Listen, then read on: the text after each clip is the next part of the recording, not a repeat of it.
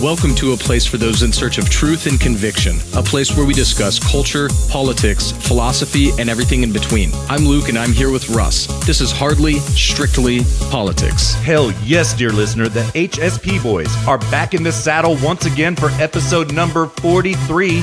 Thank you so much for jumping in the saddle with us. Yet another prime number episode, dear listener.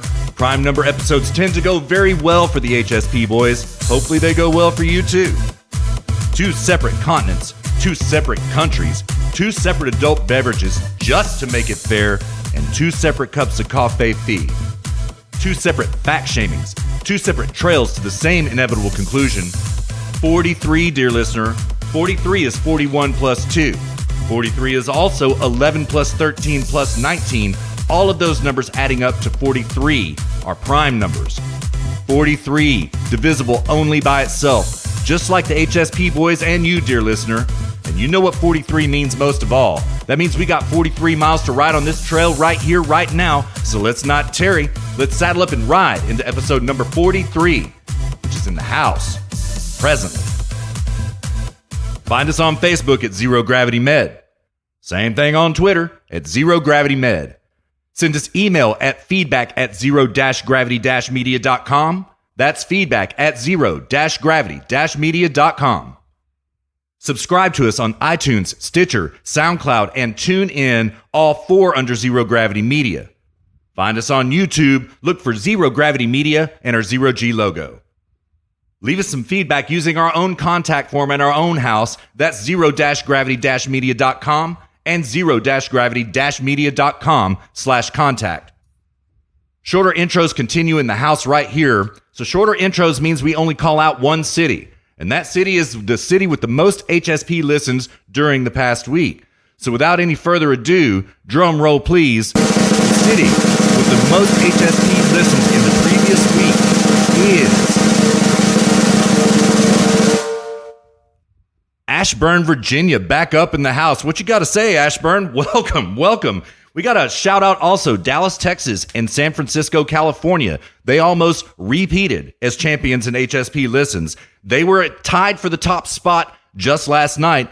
Ashburn, Virginia just happened to come out of the blue today and pass them up.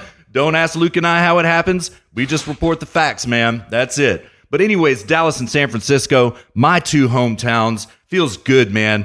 Almost beat out Ashburn, Virginia, but you got taken at the last moment. But anyways, shout out to San Francisco and Dallas. Another major shout out, dear listener, Prague is up in the house for the first time. They're up in the top 10 out of nowhere. Prague, dear listeners, welcome to this trail. Thank you so much for listening. Now, a little bit of a disclaimer here, dear listener. Okay, we don't know who you are. We don't know people. We only know cities. Okay, so no creeper up in here. We're not spying on you. We're not doing any of that kind of stuff, even though we did ask the NSA for permission to use their PRISM database. Luke handled that, and but I signed off on it. We have not heard from the NSA yet. I mean, Luke, have you heard anything yet from the NSA? I haven't. I haven't heard anything. No. Bummer. Yeah. They're thinking about it. Yeah. They told me to ask Seth Rich how to make that happen. Oh, dang. Ooh. Oh, yes, dear listener, remember the name, Seth Rich. We talked about that a little bit in Bots, Thoughts, and Drops number 11.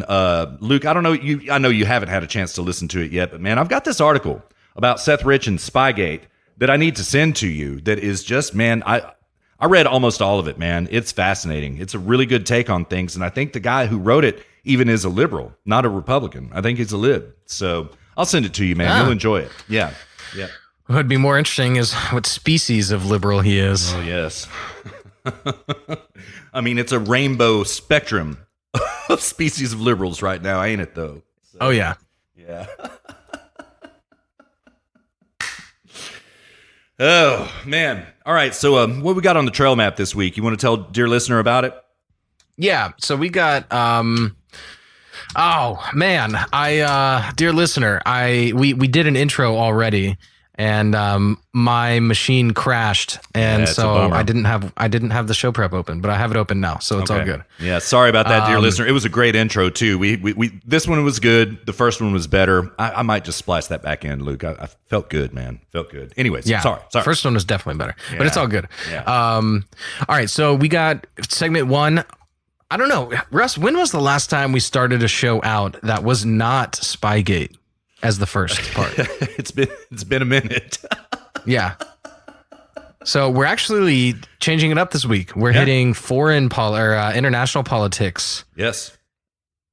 in the first segment. So we're going to talk about this issue, what happened with Iran. We're going to talk about the latest that's going on in Hong Kong.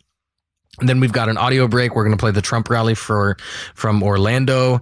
Then we are going to move into immigration, Spygate, reparations. Then we're going to actually do another audio segment from the capitalism socialism debate, which we used last week. So this will be the other capitalist debater, Leonard Peikoff, which is really hilarious, Russ. Yeah. You're going to like it. I can't wait, man. He goes full Peikoff in this is classic Peikoff.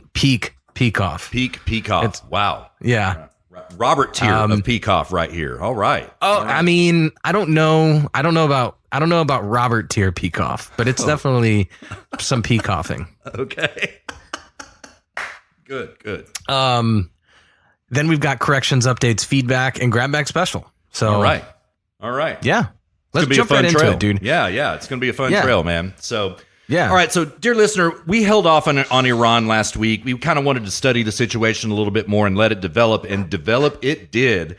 So, here's the basic gestalt, the basic facts of the ground on what's going on with Iran. Obviously, hostilities have been increasing. Now, this is nothing new. Hostilities have been going on with Iran since the 1970s. Remember, they captured all of those prisoners and held them until Ronald Reagan was elected to office in 1980. The day that he was inaugurated, they released the hostages. Okay. I'm going to recall to your attention also something that happened in 2016. It was January of 2016. I've got a Navy Times piece here. I'm going to read just a few paragraphs. They go thus. The 10 U.S. sailors detained for a tense 16 hours on an Iranian island base are being debriefed in Qatar as more details emerge from the high-stakes encounter. The boat crews were arrested by Iranian forces after they skirted by Iran's Farsi island in the Persian Arabian Gulf. The sailors seem to have mistakenly entered Iranian waters aboard their top-of-the-line Riverline assault boats. Their navigation systems appeared to be working and the boats had fuel. Officials are trying to ascertain how they wound up off track, leading to the run-in with Iran's paramilitary forces based on the island, according to a source familiar with the debriefings. And Iran was kind of really shitty about this, to be quite frank, dear listener. They put the sailors down there on their knees with their hands behind their head, took photos of them, and broadcasted those photos all around the world. I believe they put them on Twitter, if I'm not mistaken. So I just want to call to your attention that these tensions are nothing new. Okay. Yeah, and I've got a whole list that I'm going to go through. Oh, good. Here in a minute, but so last week we talked about that they shot down the drone, and it was that over. That was this week actually. That was Thursday. Last week the oil tankers were blown up. Oh, that's right. I'm sorry. Yeah, the oil tanker. But yeah, no, I was talking about let's lay down the facts of what happened this week with the drone. Yeah, with Trump almost about to attack and then pulling it off or deciding not to, and then we can lay down some historical context around all this stuff. Okay, and all right. go there. All right, yeah. So anyway, I mean, one last thing to mention about this, without getting into too much historical content, this has everything to do with Trump exiting the Iran deal, right? Iran is really upset about that fact, and they are currently refining uranium to weapons grade in defiance of all of these sanctions which Trump has placed upon them. They were going to do it anyway, dear listener. Trump was entirely correct to get out of the Iran deal. Iran didn't like it too much, but they've already got their coal $150 billion, so I don't know what they're so upset about. But anyway, all right. So last week, these two oil tankers, which were flying, one was flying a Japanese flag, I believe the other one was Saudi. Doesn't really have anything to do with the United States, but they hit landmines. And there is some video evidence of an Iranian boat going up to the Japanese oil tanker, and they seem to be fishing an unexploded mine out of the water, which did not detonate. Definitely looks like a cleanup operation. You've probably seen the clip. We've seen the clip. Well, fast forward to this week. Iran shot down one of our surveillance drones. It's a $125 million plane. It appears that the drone was truly in international airspace, but Iran denies this. They said that the drone had crossed over into Iranian airspace. Obviously, we were spying on them. They shot the drone down. Well, needless to say, this raised the ire of the military and the president. Okay. So what happened yesterday is that Trump called a bipartisan meeting with Republicans and Democrat members of Congress. They came to the White House. They talked about what we should do about Iran. And it seems that they came to the consensus that we should attack Iran. Well, that information in that private closed door meeting was leaked. Both the New York Times and the WAPO actually reported that we were in the process of attacking Iran when we were not. Okay. Specifically, missile sites yes, in Iran exactly. that could have done this. Exactly. Yeah. Yes, exactly. So anyways, I mean, head fake, because what ended up happening is that President Trump called off the attack. Okay. I've got his tweet right here. It says, President Obama made a desperate and terrible deal with Iran, gave them $150 billion plus $1.8 billion in cash. Iran was in big trouble, and so he bailed them out, gave them a free path to nuclear weapons, and soon, instead of saying thank you, Iran yelled death to America. I terminated the deal, which was not even ratified by Congress, and imposed strong sanctions. They are a much weakened nation today at the beginning of my presidency, when they were causing major problems throughout the Middle East. Now they are bust. When asked by interviewers this morning as he was about to jump on Air Force Two and head up to Camp David, he said, I called off the strike because I'm in no hurry. Our military is rebuilt, new and ready to go, by far the best in the world. Sanctions are biting and more added last night. Iran can never have nuclear weapons, not against the USA and not against the world. That was actually in a tweet, but he did say the same quote to interviewers as he was heading to Camp David this morning. These helicopter side chats, dear listener, go always, like I said, in bots, go watch them. When you hear about one of these press conferences going on, go watch it right then and there. So it was pretty good stuff. But, what ended up happening, right, is that Trump asked one of our generals, how many people are going to die? And the general said about 150. And Trump said, okay, you know what? No, it's just a drone. It's just $125 million. It's not worth the loss of 150 lives. Call off the strike. I think Trump was very smart to do this. And Luke, I think he also baited either the Democrats or Republicans who were in that private meeting, because I believe he wanted to say, okay, I'm going to attack Iran right now. Let that leaker leak it. And I believe that he was trying to find out exactly who it was that leaked. And I believe that he knows who it is now. And my money is on Adam Schiff being the leaker. He's leaked so many times before. We know this, right? He always leaks, right? So that's where my money is. It's on Adam Schiff leaking to the New York Times and the WAPO. It was a great bait and switch strategy, but like, dang, man, these are high stakes that we're dealing with right now. We're talking about going to war. So I don't know, excuse me, dear listener, I don't know that I would necessarily use war as a context for baiting somebody into leaking, but that appears to be what happened. Then again, I'm not the president. Maybe that's why I'm not the president, because I wouldn't do things like this. So, all right, man. So Luke really has the study on Iran this week, dear listener, more than I do. I mean, we both know the basic facts, but Luke has done the in-depth on this. And so what do you think about what's happening right now? Do you think we're going to go to war with Iran? Do you think that's going to happen? No, I don't think so. I don't either. I'll say why here in a moment, but I mean, there's a lot of context when you think about them. First of all, there's like sort of the Middle East Arab Islamic movement in general, and its relation to the West. Have we talked about this on the show previously, Russ? I can't remember. I don't think so. No. We're talking. Okay, so like I'll try to keep this as brief as possible, and if anybody wants us to go into a further explanation, we can. So a lot of people are wondering, like, where does all this hostility come from?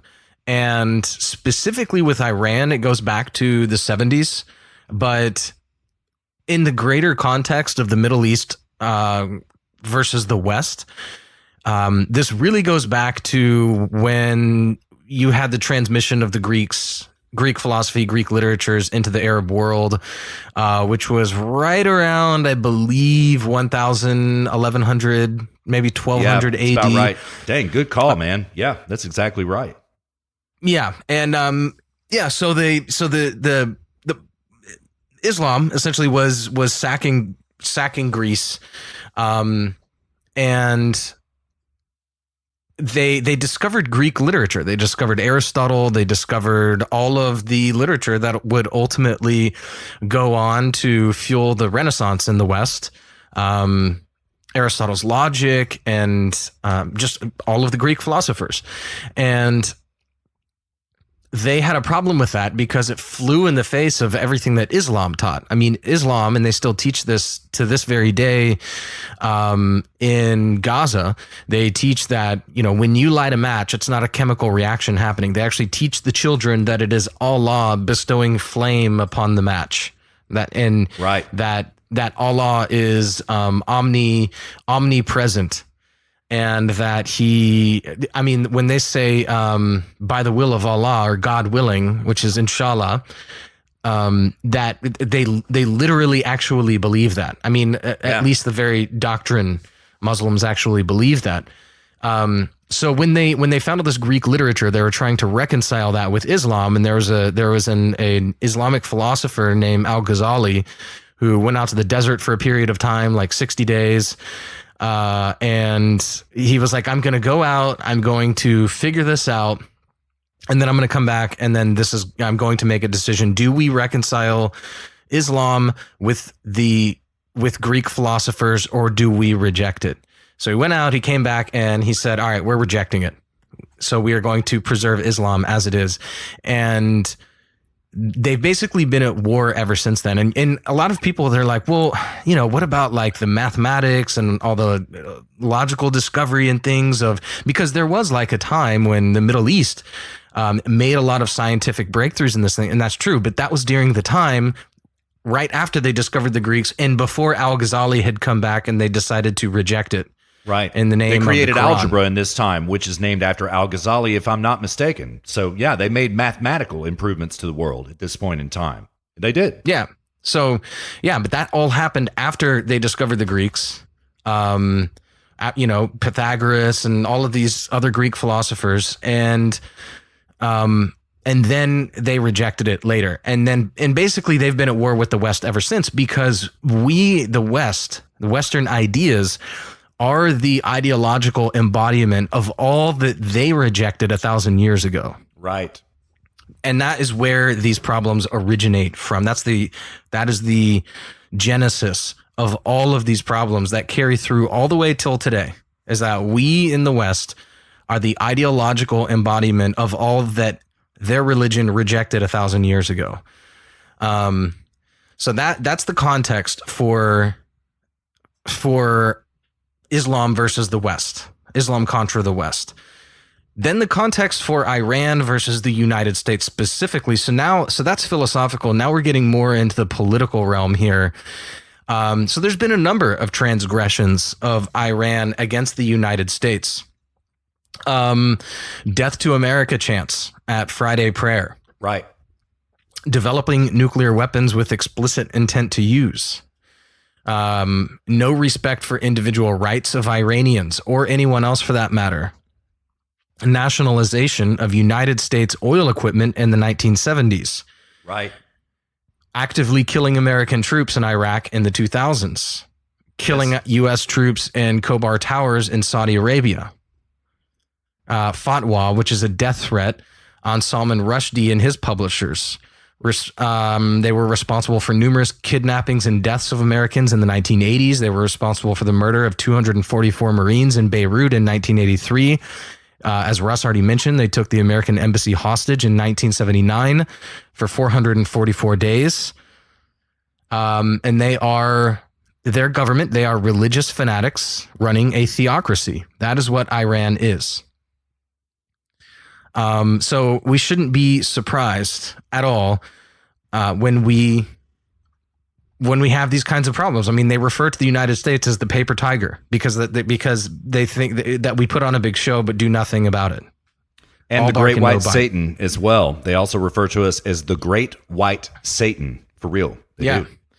And I got those from a Facebook post by a public thinker named Yarn Brook from like 2015 or something, and I'll link to it as well.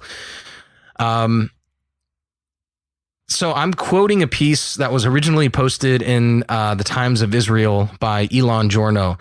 And this goes to what Russ was mentioning, the Iran nuclear deal. And this is about fueling Iran's hostility for us. And again, we've talked about this on previous shows as well, is that when you capitulate to the enemy, when you coddle the enemy, when you apologize for what you are doing, when you are scared to defend yourself, that emboldens them.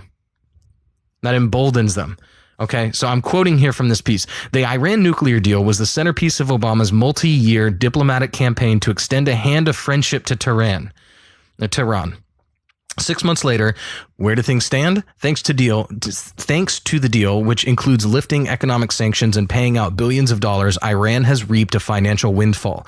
Quite predictably, Iran has continued funding and arming jihadist groups. And quick insertion here, that's specifically Hezbollah. Hezbollah is everywhere. I've actually got an infographic. I could post it when we post the show. Hezbollah is all over the world, not just the Middle East. I mean, the arm of Iran is everywhere. Hezbollah is a Libyan terrorist organization, but they are funded and I don't know about inspired by, but they are funded and controlled by Iran. Continuing with the article, another consequence of the deal, again, in line with predictions, deserves particular emphasis. Iran's swaggering disdain for us. You can observe that in the words of the regime's president, Hassan Rouhani. And I don't even know if that's still the president. This is kind of an old, I'm drawing on some old. Yeah. I'm drawing on some old articles here, so forgive me if little facts are out of, this is from 2016, so forgive me if there's some couple of inaccuracies here and there, but they're non-essential inaccuracies. While touring around Europe last month, so again, this was in 2016, to recruit foreign investment, he explained that the Americans know very well that when it comes to important regional issues in the Middle East, they cannot achieve anything without Iran's influence or say. It's possible. Luke, I've got to interject. I'm sorry, brother. It is Hassan Rouhani. My bad, man. He was elected in 2015. Sorry about that. Sorry. Oh, no. It's all good. It's all good, man. Let's just keep our accuracy. I appreciate you doing some live fact checking over here. Yes. Trying to, I don't want to, again, I don't want to get fact shamed. Yes. Yeah. Okay, so continuing, it's possible that Iran and the United States might have friendly relations, but the key to that is in Washington hands, not Tehran's. So, though hardly new, this Iranian presumption of holding the moral high ground is amped up. Our diplomatic wooing of the Ayatollahs and the nuclear deal in particular has fueled it. And finally, the last paragraph. Beyond the financial reward, the deal bestowed on Iran an undeserved moral endorsement as a nation that can be dealt with through persuasion. Despite its vicious character and goals, whatever else our diplomats might say, mildly remonstrating with Iran here and there, we've given our affirmation that its theocratic regime is legitimate. A natural result of that was to increase the confidence of a regime that declares itself and is proven to be the vanguard of a holy war against the West. Moreover, you can see how our implied endorsement of Tehran would reinforce their view of America as morally bankrupt. Economically and militarily, America is the world's most powerful nation, yet it stoops to appease a far weaker adversary. Thus, we encourage in them contempt for us and added self-righteousness about their jihadist path. Dang, well said, sir. Wow. Perfect. That's perfect. 10 of 10. So what makes all this even worse is the fact that there was an uprising at this time during this, shortly after, I think it was 2017. Obama had the chance to at least give moral endorsement, give moral support to an uprising. This is what Trump should be doing right now. I think there's a couple of things that Trump should be doing, and I'll get to that here in a minute. But he should at least be pushing for an uprising, giving moral support to an uprising. Reagan had this effect on the Polish during the Cold War. Trump should be, and Obama, he didn't even pay them lip service. Not only did he not pay them lip service, but he sent them billions of dollars in cash. So Right. Obama just made all of this even worse than it was before, if that's even possible. So that's what we should be doing. We should be encouraging a overthrow of the regime. I've watched a lot of documentaries on Iran and Tehran, and it's clear to me, or it seems apparent, I'll put it that way, that the government is largely detached from the will of the people. That most of the people there are not on board with this death to America mentality. So this seems to be a governmental movement. And so we should be encouraging an uprising. We should be encouraging an overthrow of the regime, so that we don't have to go to war.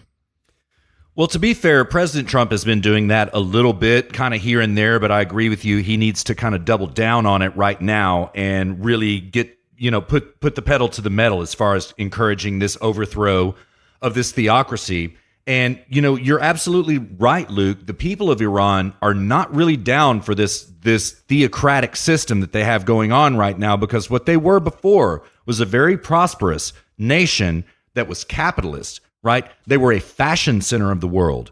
They were very influential in culture in the 70s in terms of clothing and all that kind of stuff. And they loved America. And they remember this time very well when they were more prosperous than they were before. And all of this ended when the Shah was deposed in 1978, 1979, something like that. And they were kind of a liberal republic at that point in time. The Shah was overthrown, right? Then they became a theocracy by installing one Ayatollah Khomeini back in the day. And that's when everything went to hell in Iran. That's when everything went to hell for them, for the people. Yeah. Not just on the world scene, for them. Yeah, much of the Middle East, it's the same thing. I mean, Egypt. I mean, look at photos of Afghanistan from the 1950s and 60s. It looks like the West, right? I mean, the Middle East has gone to hell in a handbasket in the last 50 years. Yes. And by the way, I just looked up Hezbollah. It's actually I made a mistake. I said it was a Libyan organization. It's actually Lebanese. That's right. That's right. Yeah, that's right. Yeah. And I mean, speaking of Hezbollah, I pulled up this infographic, Russ. I'll read off a few of these. I'm just going to take like sort of a scatter shot here. Hezbollah tied to organized crime in Canada.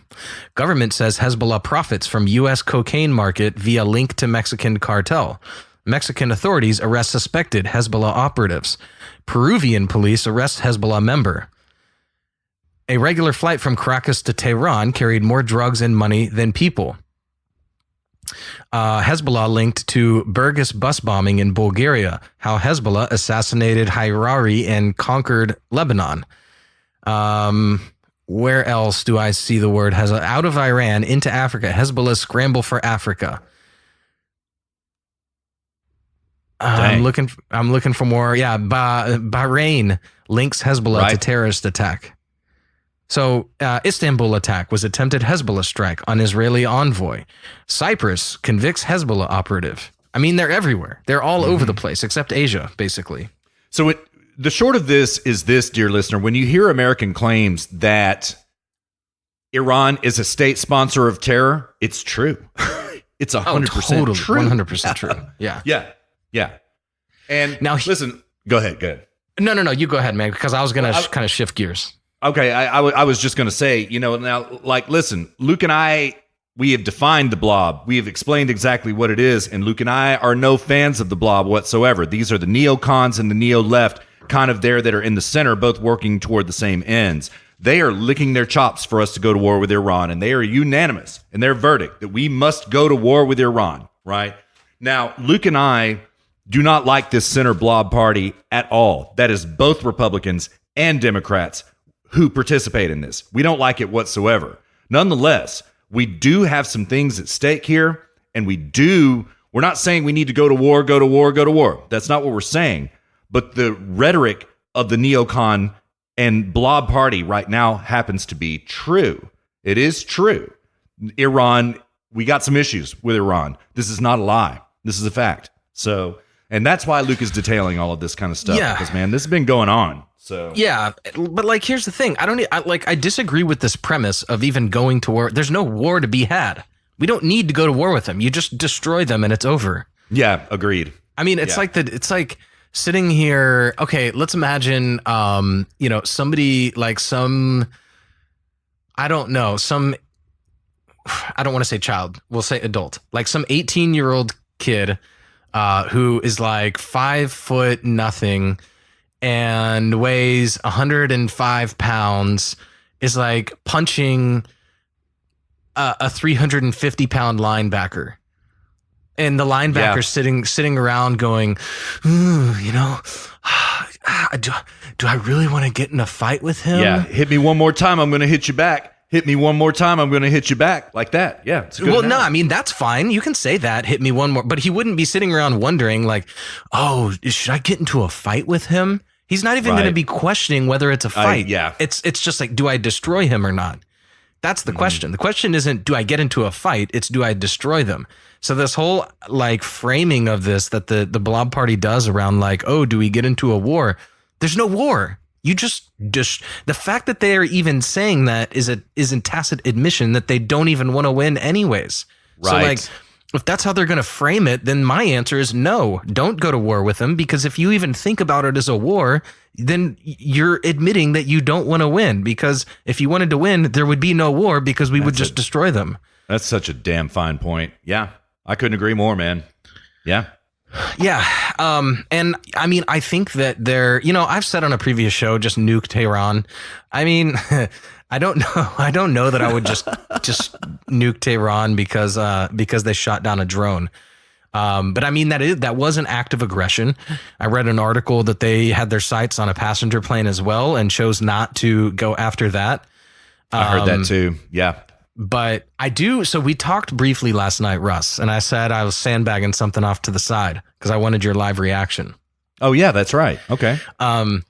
So Trump's response to Trump deciding not to kill 150 people over the drone because he said it was not proportional. To the casual observer, you might think to yourself, okay. Well, that's, I actually kind of like that. And that was my initial reaction until I got to thinking about it. And then some things that I've read in the past started flooding in. And then I was like, oh my God, I know why he's doing this. Because it's sort of like, like there should be a legitimate reason to go to war. It's like, them attacking some piece of machinery out of the sky. Is that really worth it to kill 150 people? And potentially, and this might be a global war. I wouldn't discount Russia out of this, and China as well. China's already tweeting about it, saying that the U.S. is at fault already, and if we go to war with Iran, then it's our fault. They're literally saying that. I've got the tweet right here, but go on, man. Sorry. Yeah. So I'm going to read this. This is from an article that was, again, it was written a long time ago. I think it was about mid 2000s, called Just War Theory versus American Self-Defense. I've mentioned Just War Theory previously on the show, but Just War Theory is basically a sort of self-sacrificial philosophy as applied to military strategy. Okay. Operation Iraqi Freedom, case in point. Yep. It was not Operation Defend America. It was Operation Iraqi Freedom, because God forbid we would actually go over there for, our own interested purposes. Right. So, I just want you to remember that in your head, what Trump said when he said it's not proportional. And as I read this, it will sink in that he got that did not come from him. He got that from somebody. I think there was somebody near him that he got that from. Okay. All forms of just war theory provide guidelines that fall, and I'm quoting heavily here, so it's going to take me a minute to get through this. I apologize, Ross, and dear listener as well. Yeah, no worries. Is kind of a long reading here, but I'm going to try to get through it quickly. All forms of just war theory provide guidelines that fall into two categories: justice in entering a war and justice in waging a war. These two categories are known as jus ad bellum and jus in bello, respectively. Broadly speaking, just war theory holds that that a nation can go to war only in response to the impetus of a just, quote unquote, just cause, with force as a quote unquote last resort, after all other non-military options have been considered and tried, with its decision to go to war motivated by quote unquote good intentions with the aim of bringing about a quote unquote good outcome. And it holds that a nation must wage war only by means that are quote unquote proportional to the ends it seeks, and while practicing quote unquote discrimination between combatants and non-combatants. Finally, in a requirement that applies to both categories, just war theory holds that the decision-making power for when, why, and how to wage war, including the declaration of war, must rest with a quote-unquote legitimate authority. By themselves, these guidelines, good intentions, just cause, last resort, proportionality, discrimination, and legitimate authority, are highly ambiguous. Given that the purpose of war, according to just war theory, is the well-being of others, including those who are in fact one's enemies, it is logical that just war theory also precludes a nation from waging war in a manner that will destroy its enemies. It is imperative, according to just war theory, that war be fought by unselfish, sacrificial means in which great value is accorded to the citizens of enemy nations. This is the meaning of the requirements of proportionality and discrimination. Proportionality is the idea that value gained by the ends of the war proportionality is the idea that the value gained by the ends of a war must be proportional to the damage incurred during the war. To advocate that ends and damage be proportional presupposes a standard of value by which these are to be weighed. What is the relative weight, for example, that the U.S. government should accord an American civilian and Iraqi civilian? Since just war theory holds that a standard of value, that a government's intentions are good to the extent that it places value on other people's, including enemies, by its standard of value, a government of an innocent nation should place equal value on the lives of its citizens and those of enemy nations. On this view, America's war on terrorism, we have to balance the lives of American soldiers and civilians with the lives of enemy nations' soldiers and civilians. According to Walzer, in our judgment of the fighting, we abstract from all consideration of the justice of cause. We do this because the moral status of individual soldiers on both sides is very much the same. They face one another as moral equals. What do you think about that, Russ? Well, that blows me away. First of all, I think that probably President Trump read that very article, and the term proportional came directly from exactly your source. I mean, I couldn't agree more. And I think, just war theory is a bunch of crap. Really, seriously. If fight for your interests, period, first and foremost. It's this. It's just like Vietnam, Operation Iraqi Freedom. These are wars that we got into that we never intended to win. Obama was fighting 7 different wars at one point in time, all of them with no intent to win. It's all this just war theory crap. We got our objectives.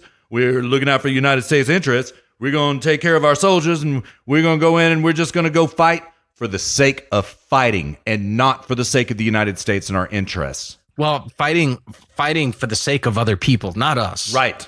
If we happen to get something beneficial out of it, then wonderful. But really, we're there for other people. Right.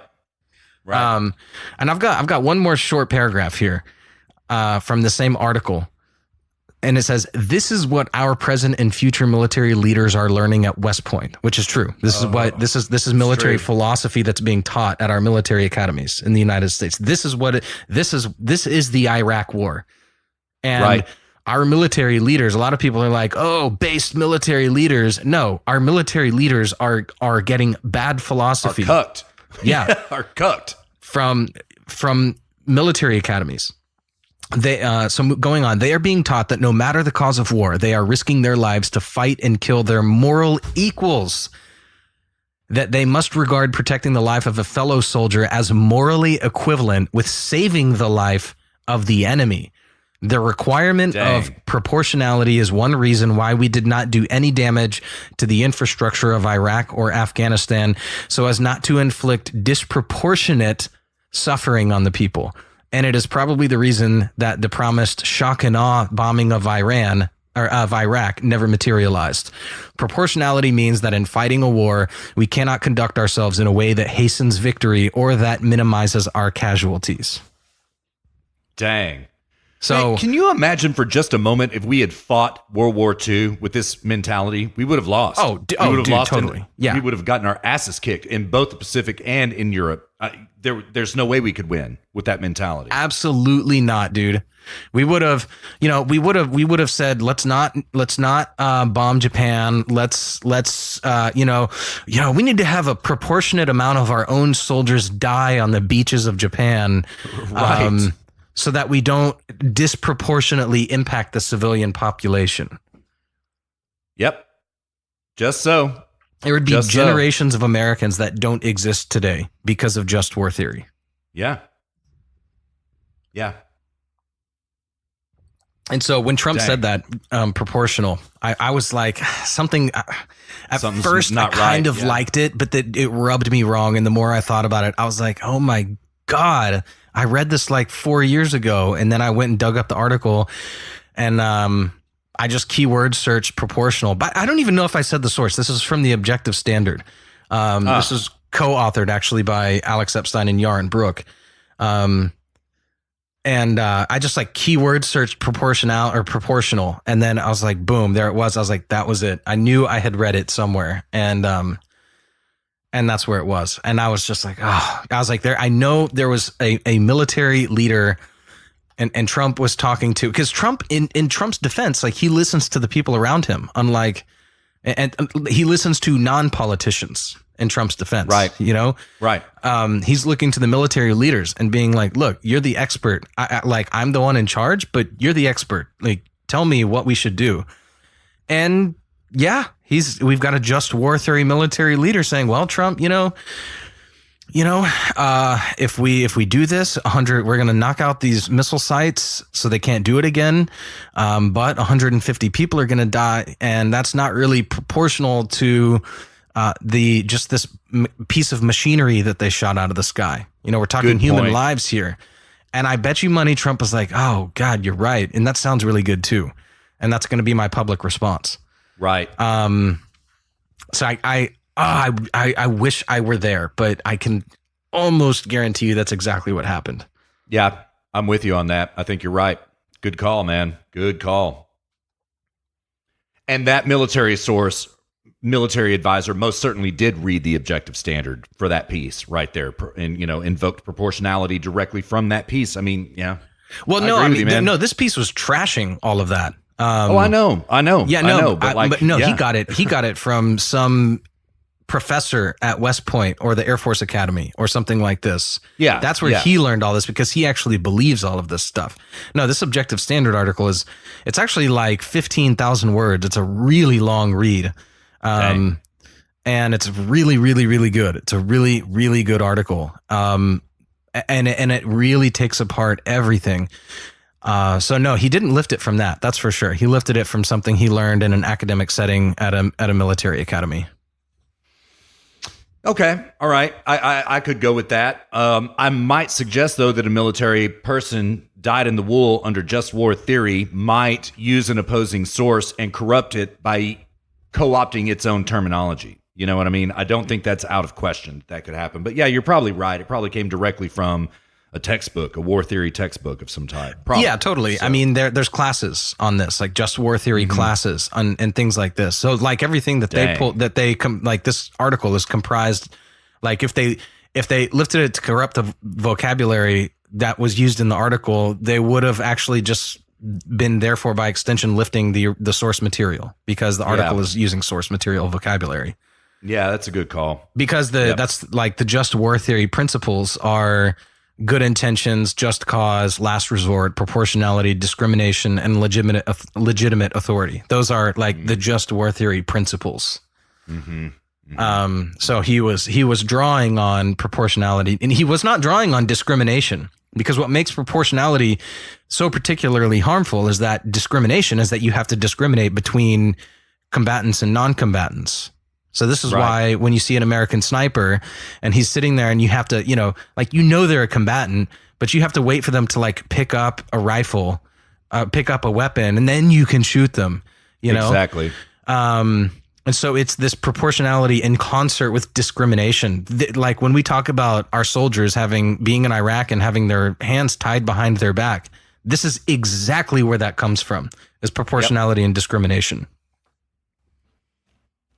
Yeah. Well said, man. Well said. Absolutely correct. 10 out of 10. 100. 100. So the question becomes, what should Trump have done? Well, and I'm not an expert. I'm not a military strategist, and I'm not going to pretend to be. But I think that bombing those, I think he should have done three things. And again, I could be wrong. I'm actually interested to hear your feedback on this, Russ. I think he should have taken out those missile sites, just bomb them out of existence. Whoever dies, dies. Because they are morally obligating us to have to do that. I would take control of the Hormuz. I was about to say the Vermouth Strait.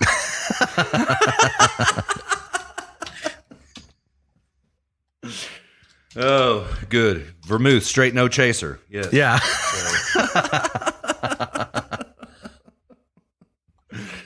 I would take control of the Strait of Hormuz. And tell them, like, sorry, you don't have control of this anymore. You can't handle this. And then, economic sanctions. And then actually, so it's four things. I would take control of the Strait of Hormuz. I would, bomb the missile sites. I would seek to bolster and give moral sanction and moral support to any kind of an uprising, so long as it is a pro-freedom uprising, and I would do the sanctions, which Trump is already doing anyways.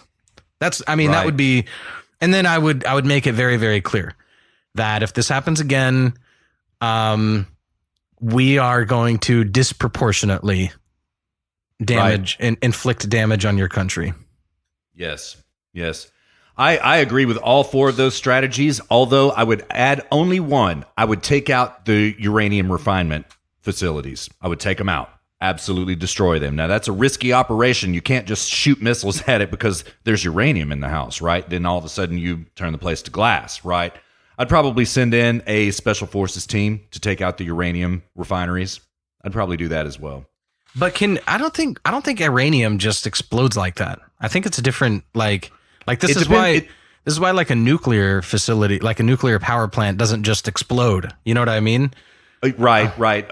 It depends on which stage of refinement they're at, and it depends on what type of weapon you use to attack that facility, because like really what has to happen is it's depending on which stage of refinement it's at, right? The element is unstable, right? And it could just go off. You have to be very careful about keeping this uranium stable in these points in time, because really all that has to happen is two atoms have to run into each other. Sounds like a problematic ex-girlfriend. Yeah, indeed. Yeah, let me tell you, it sure does. So, yeah. So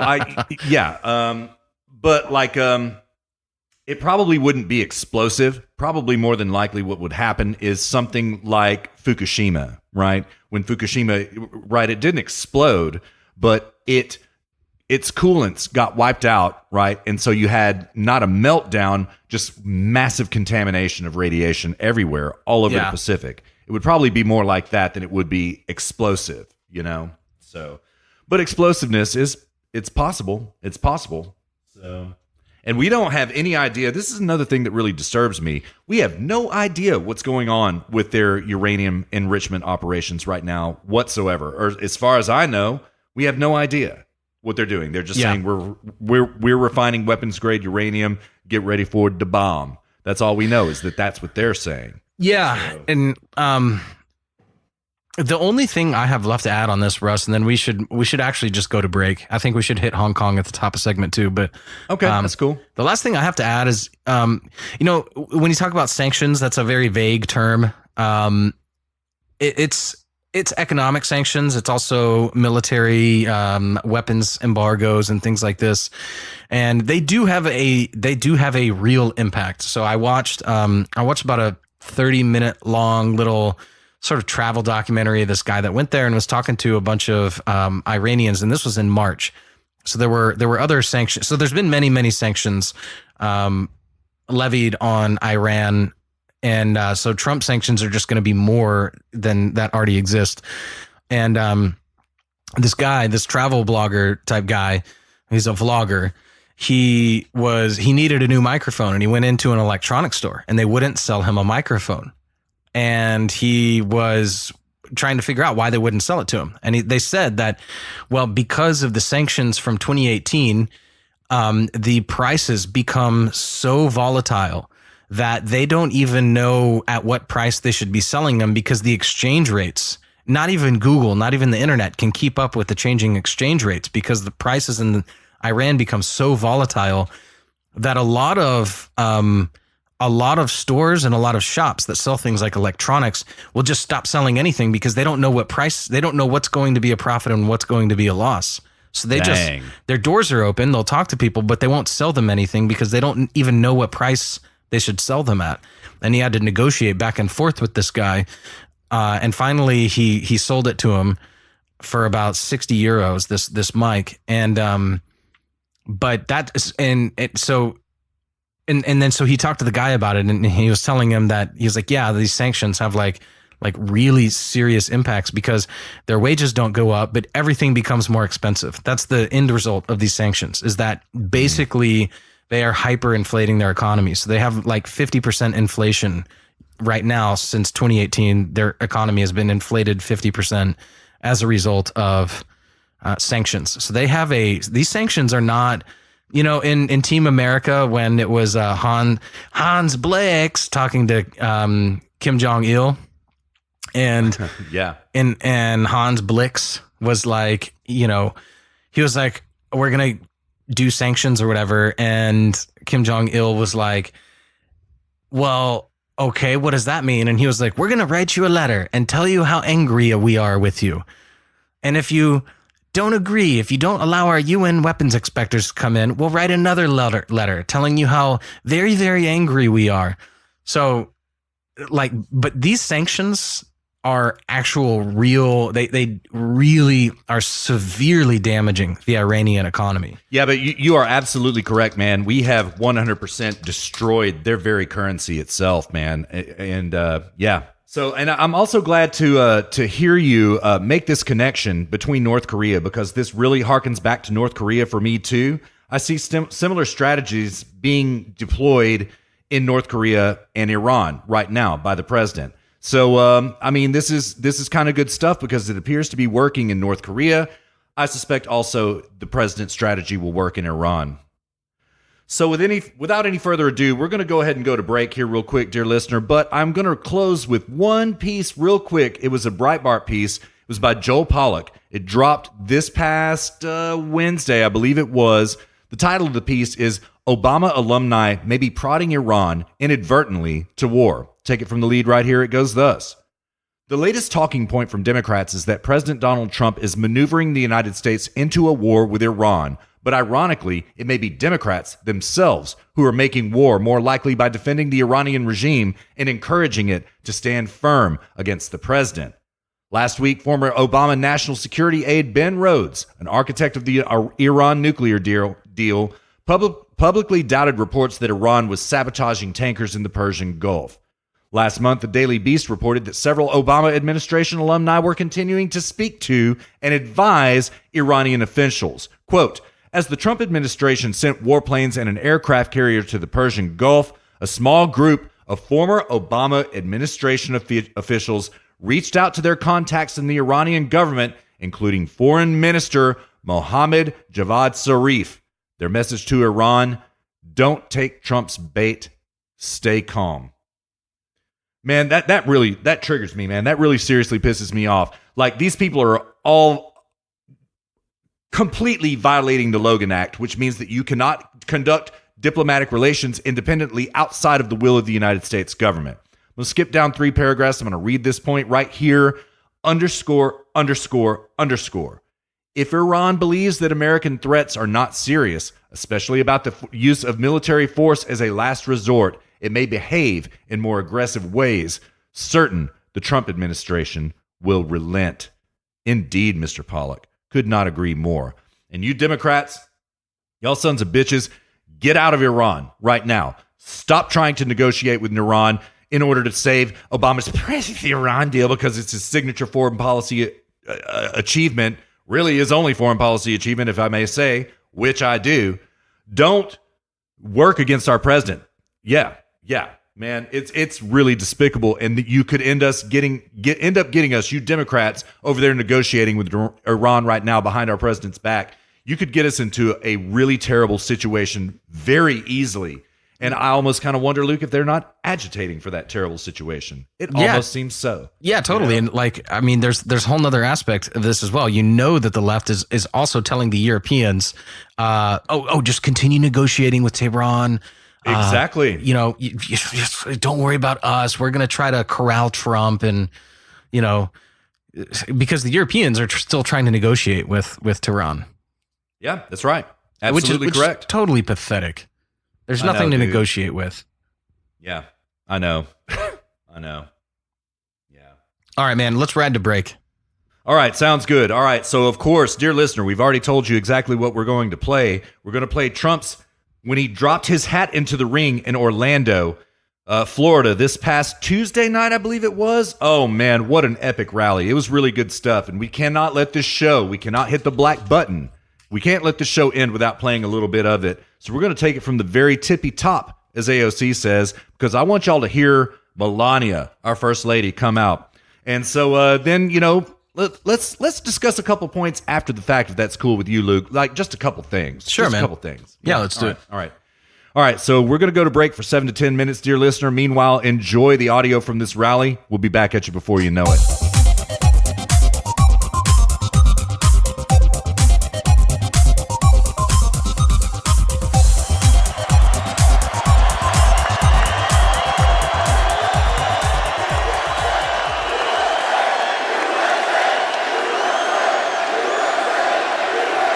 Good evening, Orlando.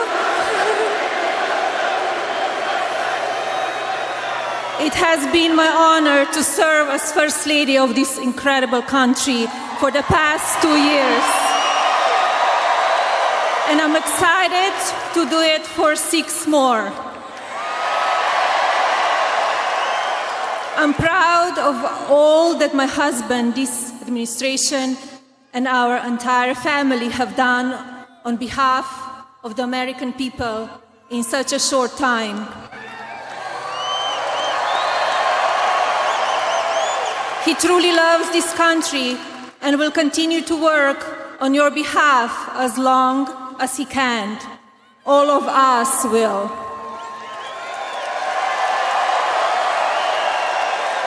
Thank you all again for being here tonight.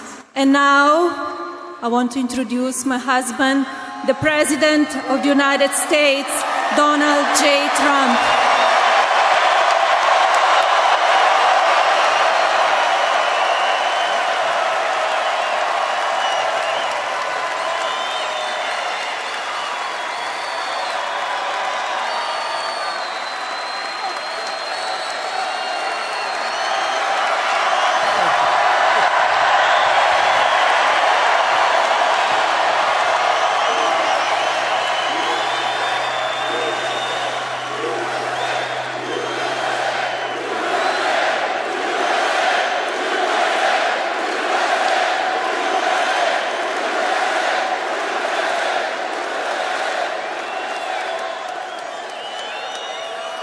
We had such luck in Orlando. We love being in Orlando. Thank you. Thank you, Orlando. What a turnout. What a turnout.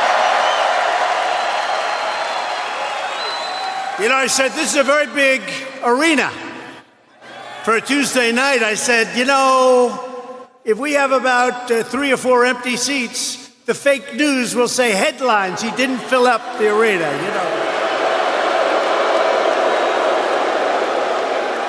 So I said, maybe we shouldn't take a chance.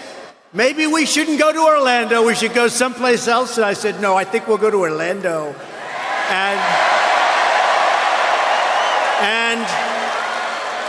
Not only did we fill it up, but we had 120,000 requests. That means you folks have come out very, very good. Congratulations. I want to thank our great Vice President, Mike Pence, and his wonderful wife, Karen Pence, and our magnificent First Lady, Melania. Thank you.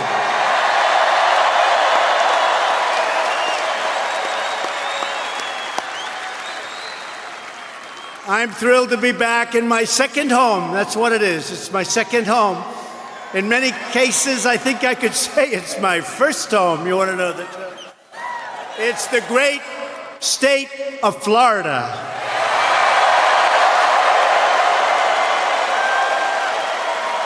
Very historic, because exactly 4 years ago this week I announced my campaign for President of the United States.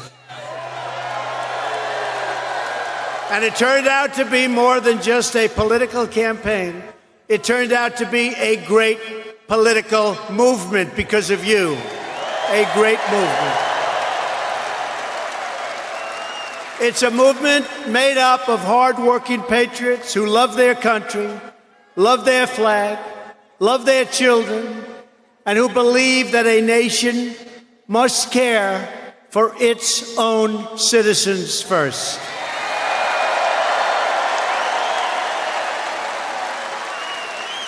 Together, we stared down a corrupt and broken political establishment, and we restored government of, by, and for the people. Our country is now thriving, prospering, and booming, and frankly, it's soaring to incredible new heights. Our economy is the envy of the world, perhaps the greatest economy we've had in the history of our country.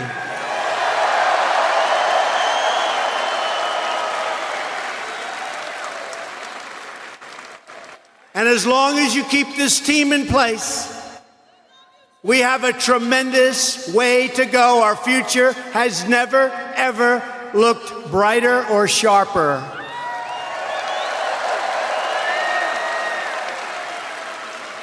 The fact is, the American dream is back. It's bigger and better and stronger than ever before.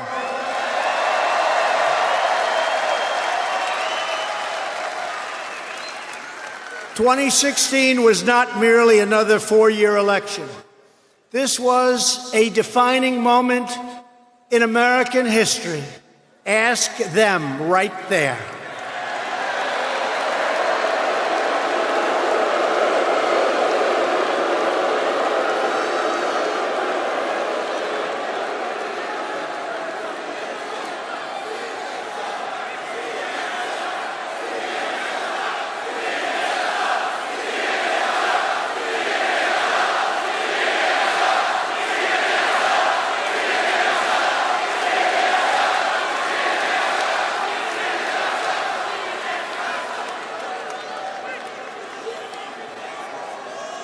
By the way, that is a lot of fake news back there. That's a lot. That's a lot.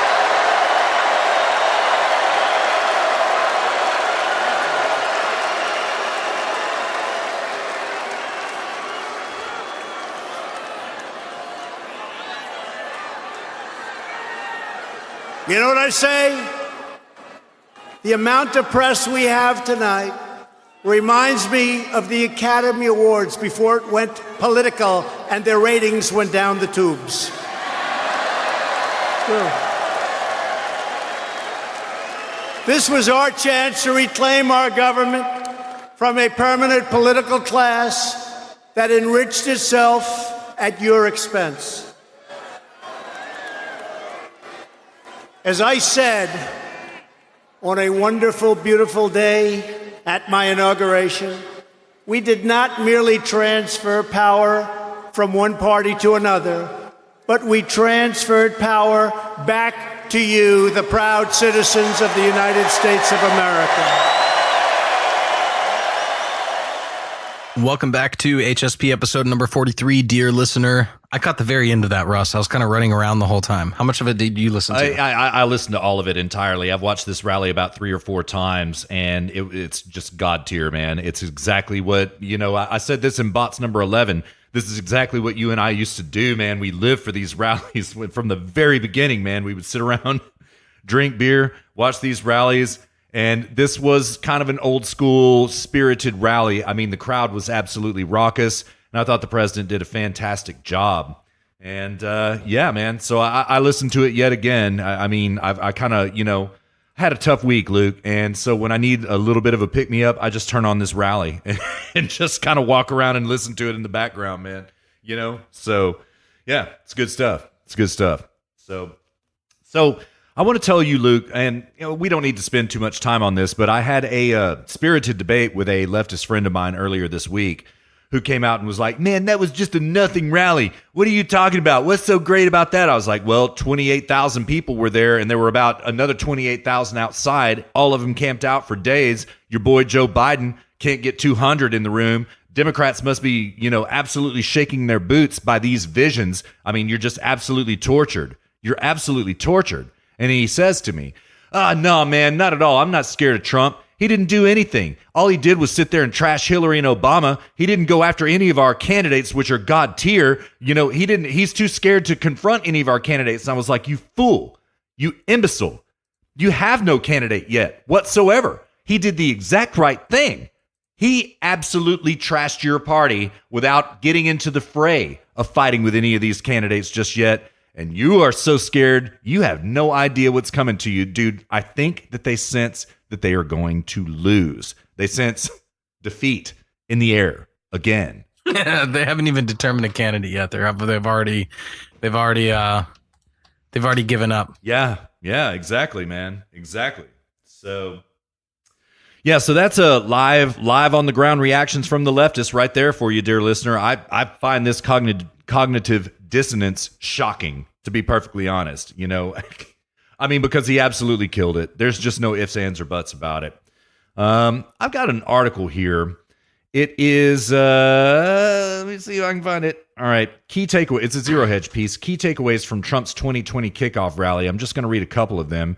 Trump will cast Democrats as socialists and extremists because it's the truth, but that's true. He did that.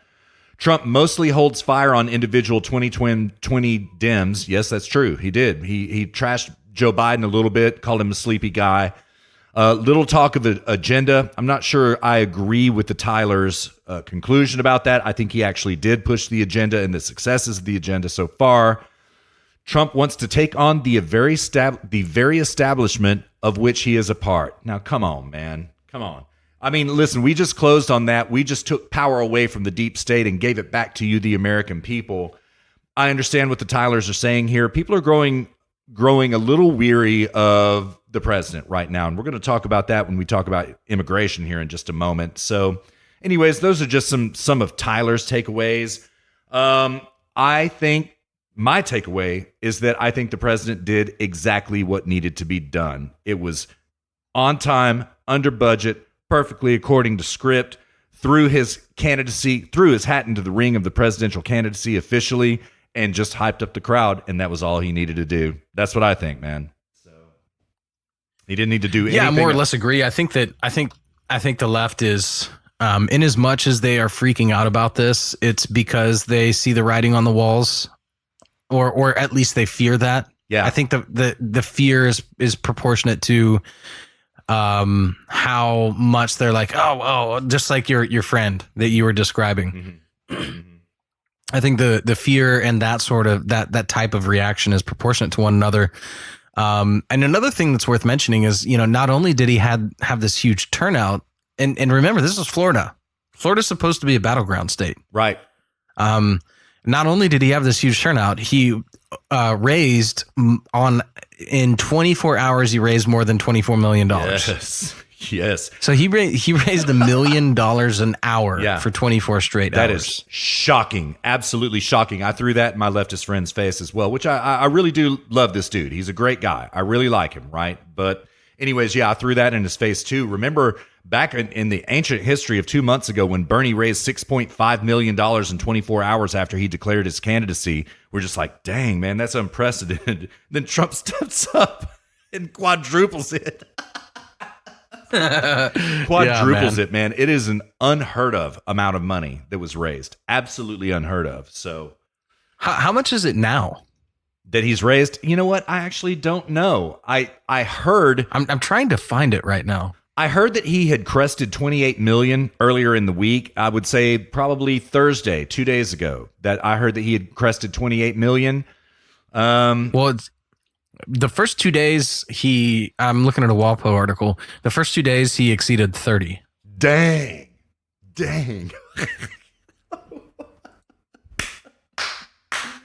I mean, man, that's like almost all of the Democrat pool combined, all of the money they've raised combined.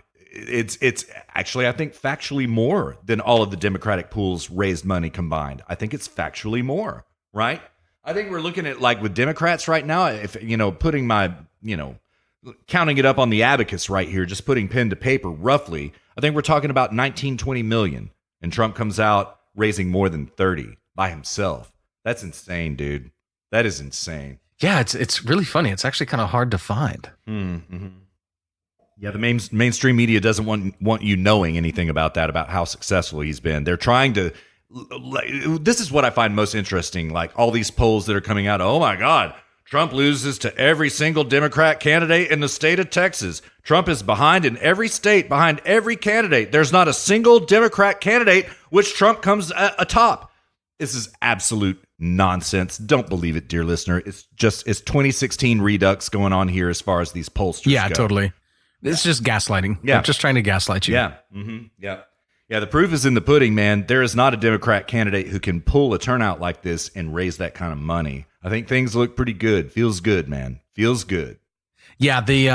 I mean, if you think about it, so Trump spent, he spent, I don't remember how much in total he spent, but I think he got just north of about 300 million in donations for his 2016 campaign election. Yeah, I think that's right.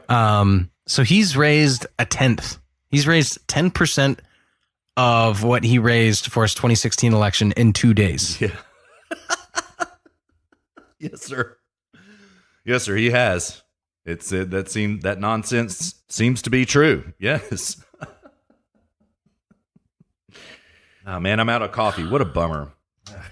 I should have made a cup of coffee at the break. Oh well. What you gonna do? Yeah, a cup of coffee fee. Cup of coffee fee is correct. Yes, sir. Yes, sir. So I'll do it at the second break. But this second break that we have coming up, it's a little bit of a shorter break. Like from this debate, it's remember that clip that we played from Dr. Rigdon? Was that his name, Luke? Dr. Rigdon? Ridpath. Yeah, that's it. I'm sorry. Yeah. That was about a 5-minute clip, and the second audio break also is just slightly north of 5 minutes, somewhere between 5 and 6 minutes. So we're going to have to step it up and not waste time. You know what I mean? So I'll make coffee if I can. I do have some cold coffee there in the fridge, though. Oh, okay. Yeah, that's what I'm going to do. I'm going to pour out some cold coffee, man. Like the hipster I am. This cold coffee. Yes. Is it cold or is it ice brewed? It is, yes, ice brewed coffee. It's this stuff called that means it's higher in caffeine as well. Yes, it is. Yes, it is, man. It lights you up really fast, man. And these are gifts to me from dearest listener. And she turned me on to this. And man, this stuff is the bomb. This stuff is the bomb. I love it. Yeah. What is it? It's just cold brewed, very concentrated coffee that tastes impeccably perfect. I mean, just as smooth as it could possibly be. Yeah.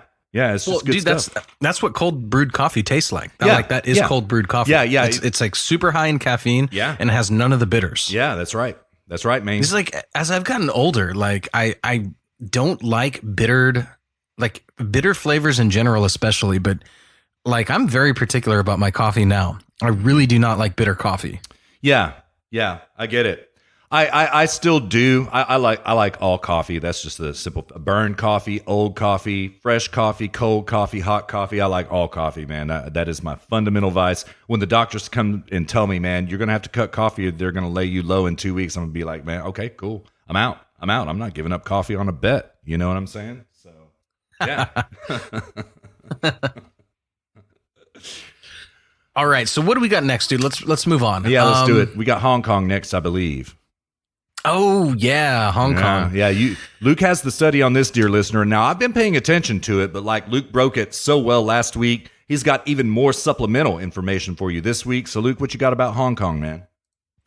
Yeah, I mean, so basically the big takeaway. There's not a lot to take away. It's just things have developed. There hasn't been, Carrie Lam hasn't resigned. They haven't taken the extradition bill off the table entirely. So those would be the two big happenings. And neither of those have happened yet. So I don't think it's worth spending a whole lot of time on Hong Kong this show. But basically what's happened is the protesters, before they were just protesting in the streets and protesting this extradition bill that we talked about last week. Right. Now they've turned their anger toward the police specifically. Dang. Almost as if the police are acting on behalf of the Chinese government, which sort of they are. And so that now they are protesting at the police and government headquarters in Hong Kong. Whoa. And their specific demands right now are to release the 31 protesters that have been arrested. And it's interesting. You're seeing a couple of interesting things happen right now. You are seeing banks moving their money out of Hong Kong into Singapore, because Singapore and Hong Kong are the two big foreign banking hubs in the East, Hong Kong being the bigger of the two. It's the biggest in the East. And foreign banks are moving hundreds of millions of dollars out of Hong Kong over to Singapore. So Singapore is actually getting a huge windfall from this. They're benefiting from it. They like what's happening. Singapore does.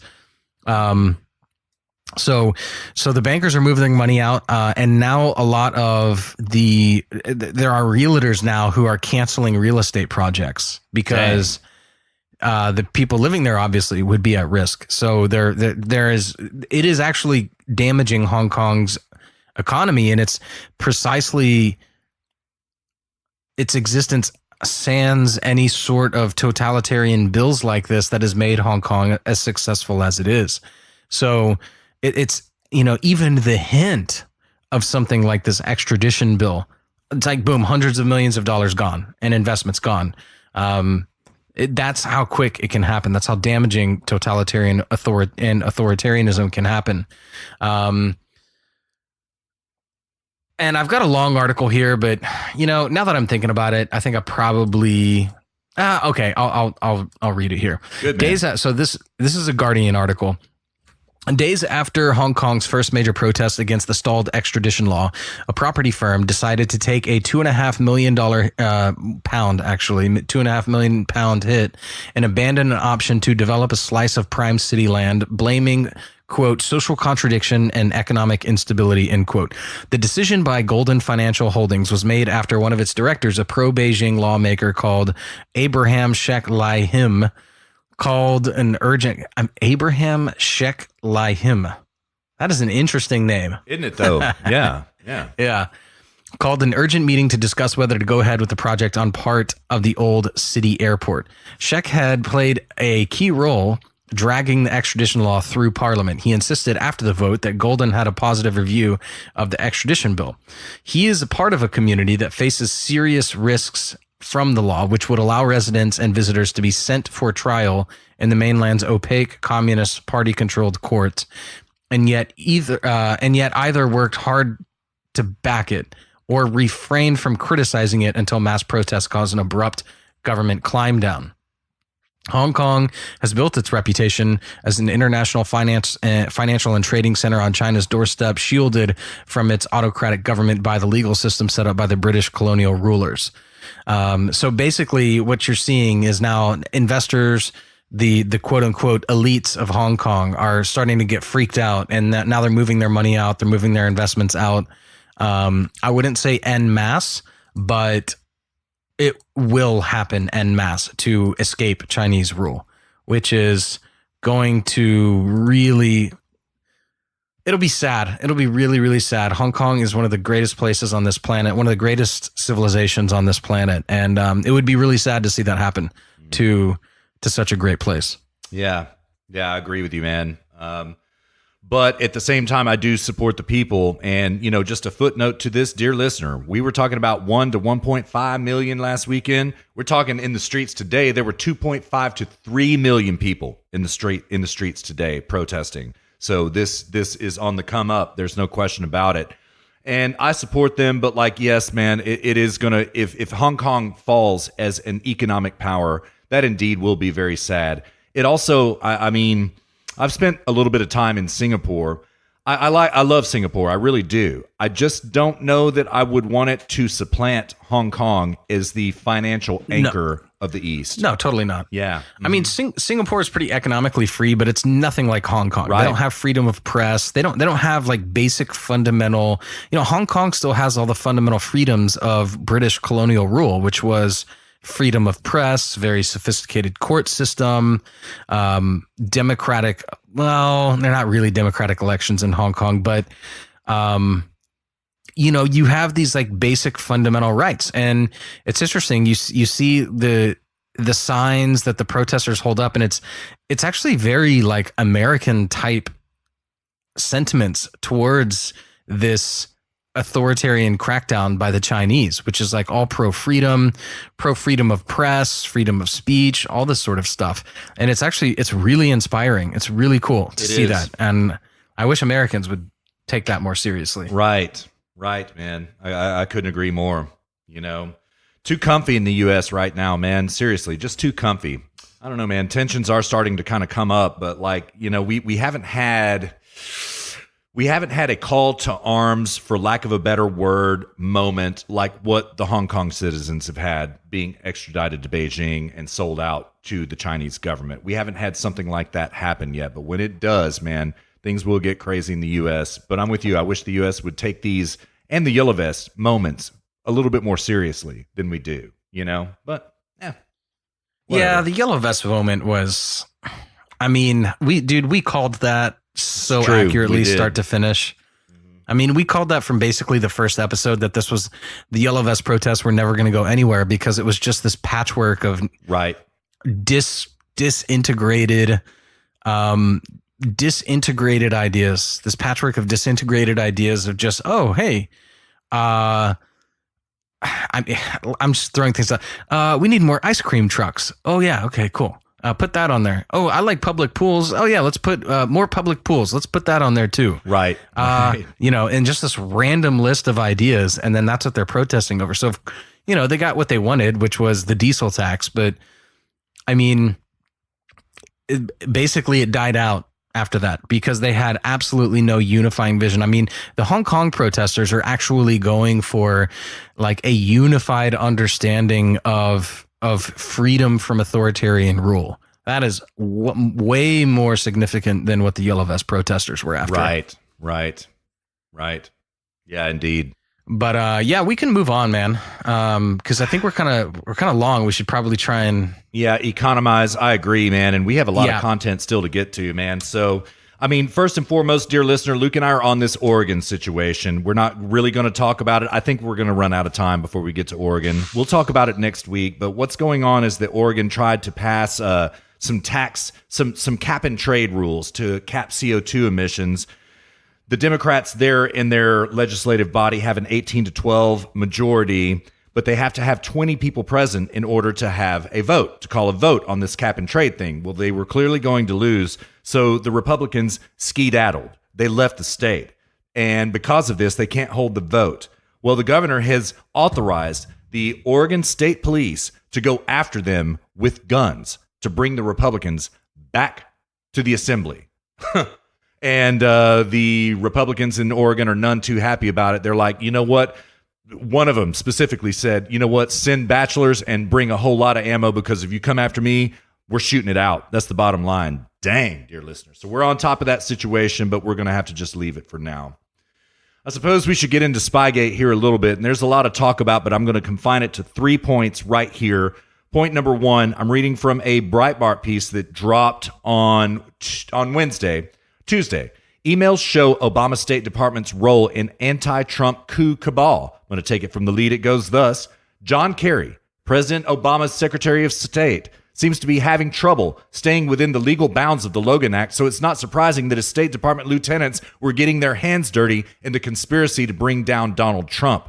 Judicial Watch has now received more evidence of this anti-Trump conspiracy with the Daily Caller News Foundation. They just released 16 pages of documents revealing senior state Obama officials, Assistant Secretary of State Victoria Nuland, remember FVEU, that's Victoria Nuland right there, and Special Coordinator for Libya, Jonathan Weiner, coordinated with incoming House Majority Whip Steny Hoyer's National Security Advisor, Daniel Silverberg, to work on Russia dossier information provided by Christopher Steele. We're just going to leave it right there. So what we see now is that this is getting very deep into this dossier. Didn't just come from nowhere. It didn't come from Hillary's money. Hillary didn't just go to Perkins Coie and say, yo, go pay this guy Christopher Steele to create the dossier. We are now seeing evidence that the State Department under John Kerry at that point in time was co-producing this dossier with Christopher Steele. Dang. All right, let's move on a little bit. Got a Chuck Ross piece here from the Daily Caller. State Department identifies 30 security incidents related to Hillary's email server. Take it from the lead. It goes thus. The State Department identified at least 30 separate security breaches during its investigation into former Secretary of State Hillary Clinton's use of a private email server, the agency recently disclosed. In a letter to Iowa Senator Chuck Grassley, a State Department official said that at least 15 State Department employees were responsible for 23 violations and 7 security infractions related to Clinton's server. The FBI investigated whether Clinton mishandled classified information by sending and receiving classified emails on a private server that she kept at the bathhouse server, blah, blah, blah, blah, blah, blah, blah, blah, blah, blah. Grassley, the chairman of the Senate Finance Committee, had asked the State Department on January 30th to identify any individuals who violated agency rules in the handling of Clinton's server and classified information. Mary Elizabeth Taylor, the Assistant Secretary of State for Legislative Affairs, told Grassley in the recent letter that the number of security violations is likely to increase as the internal review continues. She also said that State Department employees who committed at least one violation for more than 3 infractions have had the information placed into their official security files. This directly involves Huma Abedin, Victoria Nuland, and Valjer. Was it Valjer? Yeah, it is. It's Valjer. Okay, so dang, dear listener. Remember what Trump said at his rally? He was like, I thought this was really interesting. And she deleted 33,000 emails. That's inconceivable. How could she do it? But we just might find them somewhere deep within the State Department. I'm not saying, but I'm just saying. President Trump did say that at the rally. That means to me they have Hillary's 33,000 emails. But anyways, this is all going to show how corrupt this whole thing was, not to mention the fact that we already know for certain that China had hacked that server and was receiving a live real time of every single email Hillary sent and every single email she received. This is a fact. It wasn't China. It wasn't Russia, rather. It was China. Now, I've got the God tier John Solomon piece from the week. I'm not gonna read from it. I'm just gonna give you the basic gestalt in the interest of time. It's like this right here. Okay, Luke and I have invoked this black cash ledger before. Okay, we've invoked it because this is the evidence that was used to send Paul Manafort downtown. These were his cash receipts that he received from the Ukrainian government in order to lobby Washington.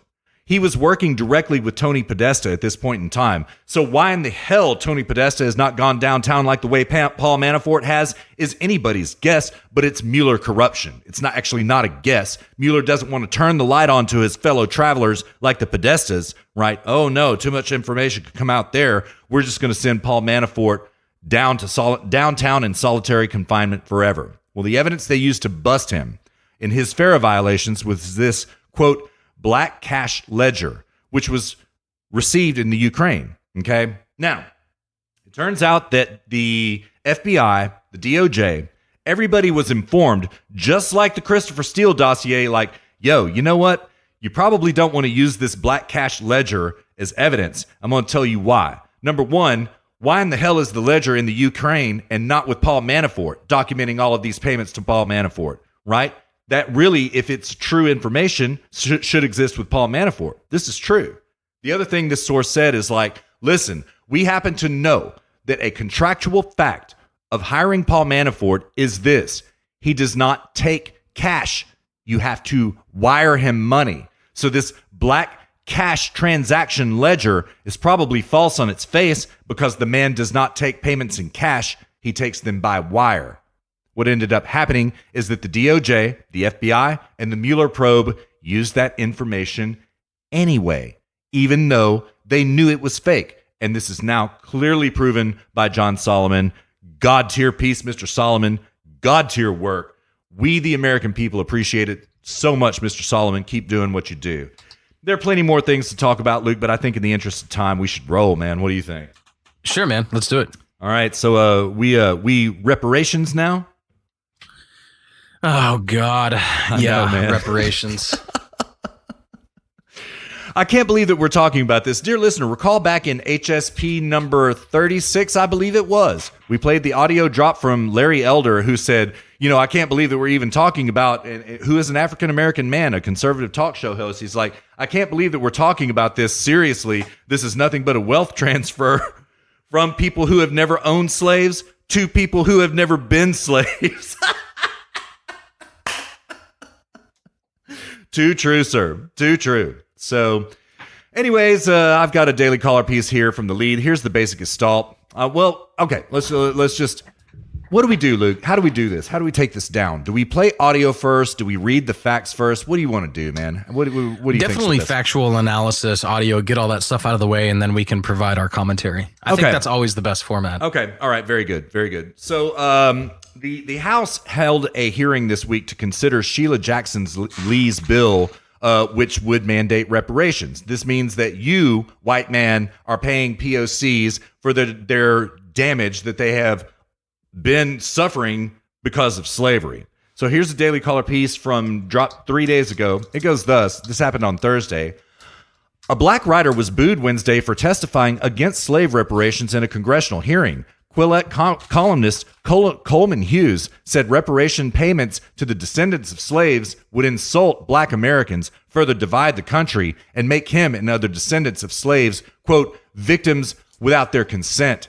The public present for the Democrat-led hearing did not take his opinion well, prompting Democratic Representative Steve Cohen to tell them to chill. I've got that audio right here, man. Let's take a listen to it. Here it goes, right here. We are not entitled to collect on their debts. Reparations, by definition, are only given to victims. So the moment you give me reparations, you've made me into a victim without my consent. Not just that, you've made 1/3 of black Americans who poll against reparations into victims without their consent. And black Americans have fought too long for the right to define themselves, to be spoken for in such a condescending manner. The question is not what America owes me by virtue of my ancestry.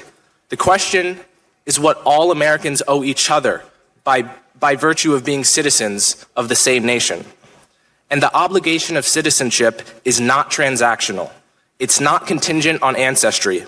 It never expires, and it can't be paid off. For all these reasons, Bill H.R. 40 is a moral and political mistake. Thank you. Thank you, Mr. Hughes. Chill. He was presumptive, but he still has a right to speak. Behold our third world politics right now. Steve Cohen, chill.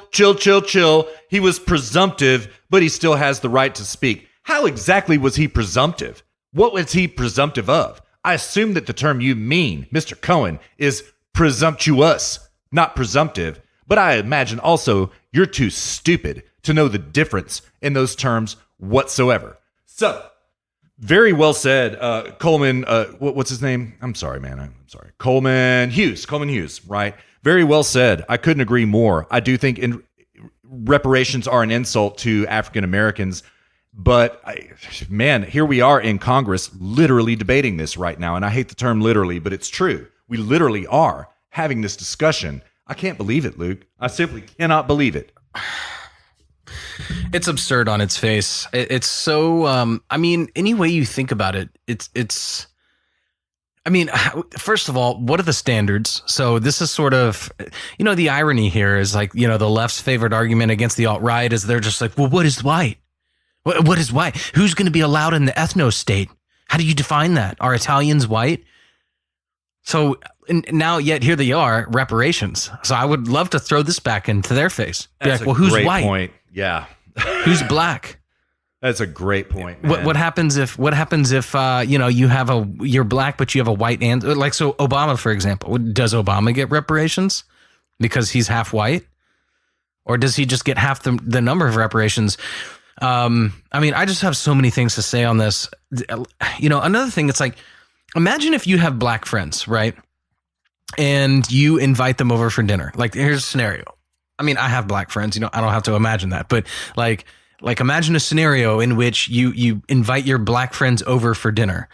And it's like, how is that supposed to, I mean, did you get your reparation? Oh, great, man. Yeah. Sorry about that. Like, it's going to be this elephant in the room. Is the black person supposed to apologize for that money that they got for literally nothing, doing nothing wrong, but also not having been victimized in any way? Do they apologize to their white friends? Do the white friends apologize to them for enslaving them? I mean, it raises all of these very micro-cultural, it again, like we were talking about last week, how socialism chains everybody to each other, and by virtue of doing that, you set everyone against each other. It's the same thing. Yep. If you want to drive racial divide in the country, there's no better way to do it than reparations. Absolutely. Yeah. There's no better way to drive racial divide in this country than reparations. It's the same thing as like bell curve test scoring. There's no better way to, like, when you do bell curve test scoring with students, you are setting all the students against each other because your grade is relative to everybody else's grade. It's not, you aren't graded on your own merit and some objective standard. You are graded relative to everybody else. So all the students are set against each other. Right. So, and when you do things like reparations, all you're doing is just pitting blacks against whites. It also corrupts the soul. Free money corrupts you from the inside. It rots your soul because you didn't do anything for that money and you know it. No matter how dumb you are, no matter how corrupt you are, no matter how smart you are, and you can rationalize your way into thinking you deserved it. You know, at the end of the day, that you didn't earn that money and that you don't deserve it, and it will rot your soul. Reparations are no different than welfare. Oh, absolutely. I mean, look at welfare, white, black, anybody who has been on welfare for any length of time, well, not any length of time, but for a prolonged length of time, just look at them. Those people have utter contempt and resent for the world around them, because they are incapable of being happy, because they know at the end of the day that it's everybody else that makes their existence possible. Right. And they are at war with reality. Exactly. Oh, and I had a third point. I can't quite remember it, but. Well, meanwhile, I'll go ahead. It'll come back to you, man. And while it does come back to you, I'll go ahead and throw in this point right here. Clearly, what's happening here is that this is entirely transactional, right? This is the Democrat Party. Listen, African Americans are leaving the Democrat Party in droves. The Blexit movement is truly working. Candace Owens' movement, it is truly working. And African Americans are realizing the fact that even though I'm tired of hearing this factoid, it remains true. African American employment is the lowest it's ever been, ever. And African Americans are beginning to realize this. So this is transactional in order to keep them on the Democrat plantation, to appease them. Here's more free money besides all of the welfare that we have given to you since the 1965 Welfare Act. Here's some more. Here's more money. There's another thing about this. It's not just the transactional nature of it. This is a shame tactic. This is the left trying to shame white men, right? It begs this question. Okay, Luke, like, let's say we do pay reparations. Let's say we do it. Is it over now? No. No, of course it's not over. It will never end because America is evil. It is born in sin. It does not deserve the right to exist. Yeah. Yeah, this is slavery in the eyes of the left is an original sin. It's a sin for which you cannot be absolved. That's right. Reparations are they're just one small step in the direction. Right. The right direction. That's what it'll be. Yeah.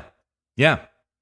And, you know, I just thought of a third point I might make about this, right? I've got a Daily Caller video here. I'm not going to play it in the interest of time because we are running a little bit long, but Tucker had on a Episcopal priest who spoke in this very hearing. Tucker had him on Thursday night after this happened, and he started asking him about all these questions about reparations. He was like, well, I don't think that reparations necessarily mean just money. I think it is a way to reparation means to repair. I think there are plenty of other ways to repair besides just giving money.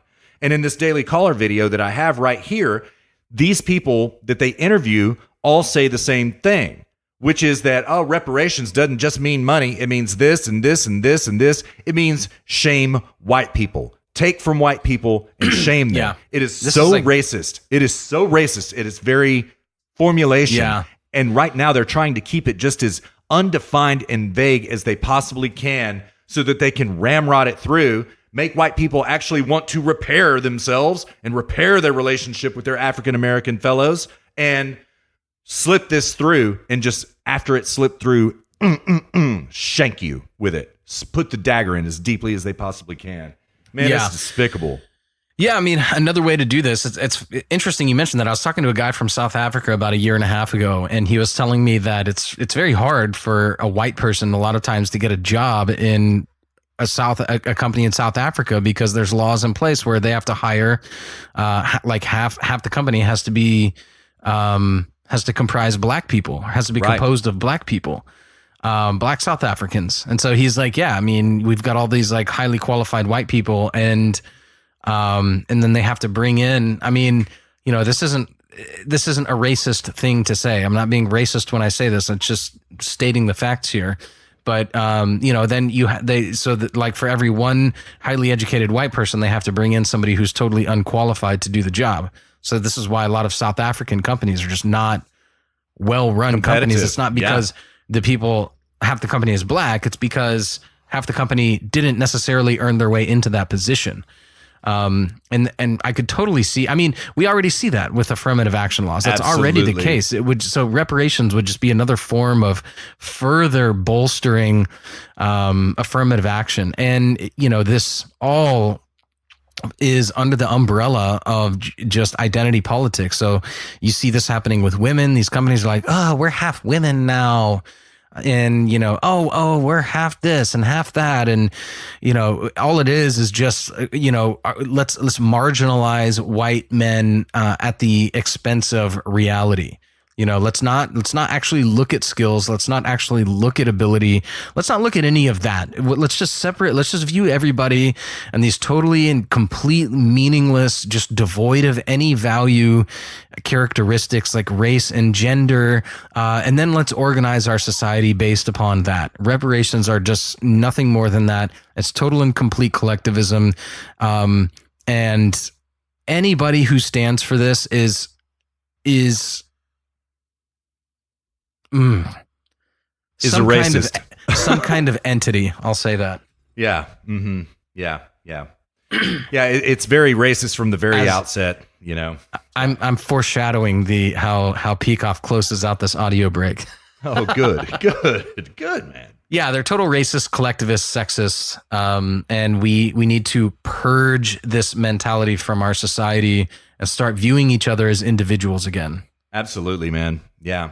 We will not prosper individually until this purge of mentality, this total reframe of thinking happens. And that happens to be, dear listener, the reason Luke and I are doing this show is for exactly that reason. Dude, that should have been the name. That should have just been the name of our show, The Purge. The Purge. All right, man. Well, I don't have much. Did you remember your third point that you were going to throw down about this? No, dude, I never did. If I remember it, I'll say it. But I should have written it down. But I sometimes I think of these things and I don't have time to write it down. So I understand. Like I think of it on the fly. A lot of stuff I do on the show, I'm just doing on the fly. For sure. All right, man. So we break now? We second audio break? I think Yeah, we're just let's do about second there. audio break. All right, sounds good. So Luke pulled up this God tier capitalism versus socialism debate, of which we played a clip last week. Dear listener, Luke has already introduced it this week. We're going to listen to Leonard Peikoff up in the house right now. This is a 6-minute clip, so Luke and I have got to take care of our business, refill beverages very quickly, but we are going to be back at you before you know it. Enjoy Leonard Peikoff in the meantime. We'll be right back.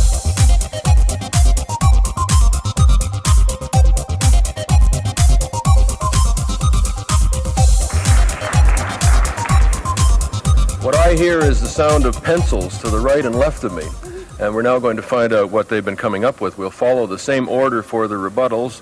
Peikoff, Vickers, Ridpath, and Kaplan, 5 minutes each, led off by Dr. Peikoff.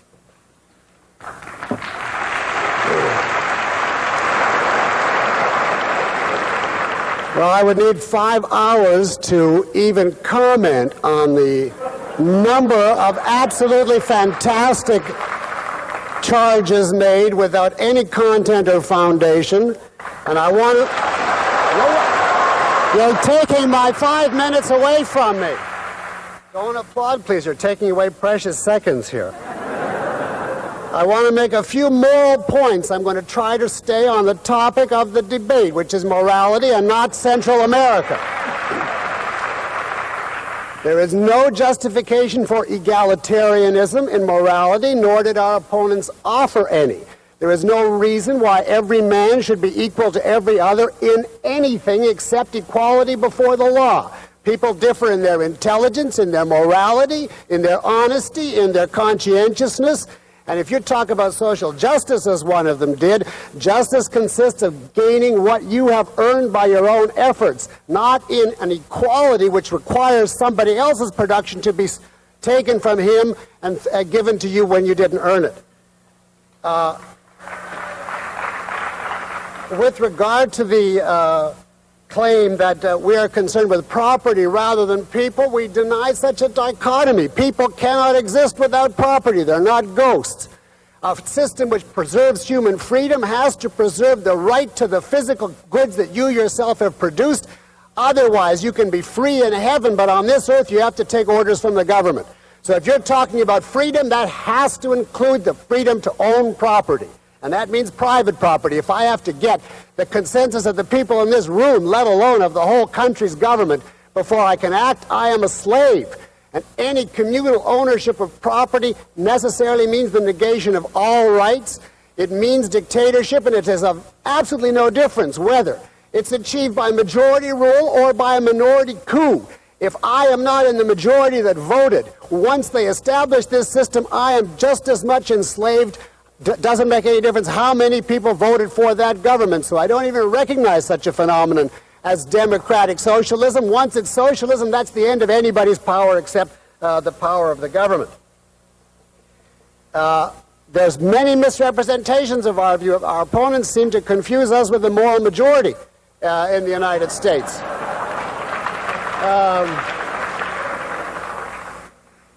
We do not advocate governmental interference in abortion. We do not advocate governmental censorship of pornography, although apparently one of the opponents seems to suggest that she is in favor of that.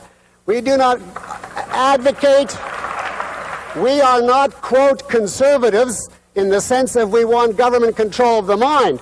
We want government out, only for the purpose of protecting individual rights as defined by Dr. Ridpath. So don't confuse us with Jerry Falwell, please. As to the question, the lucky few versus the many who are dispossessed, and the constant idea that capitalism is a system of exploitation, that is nonsense. Wealth has to be created. It doesn't grow on trees, and there's a limitless amount. One person's creation is not taken from another. It is a Marxist myth that you get rich at the expense of the poor. If they're poor, how did you get the money from them to begin with?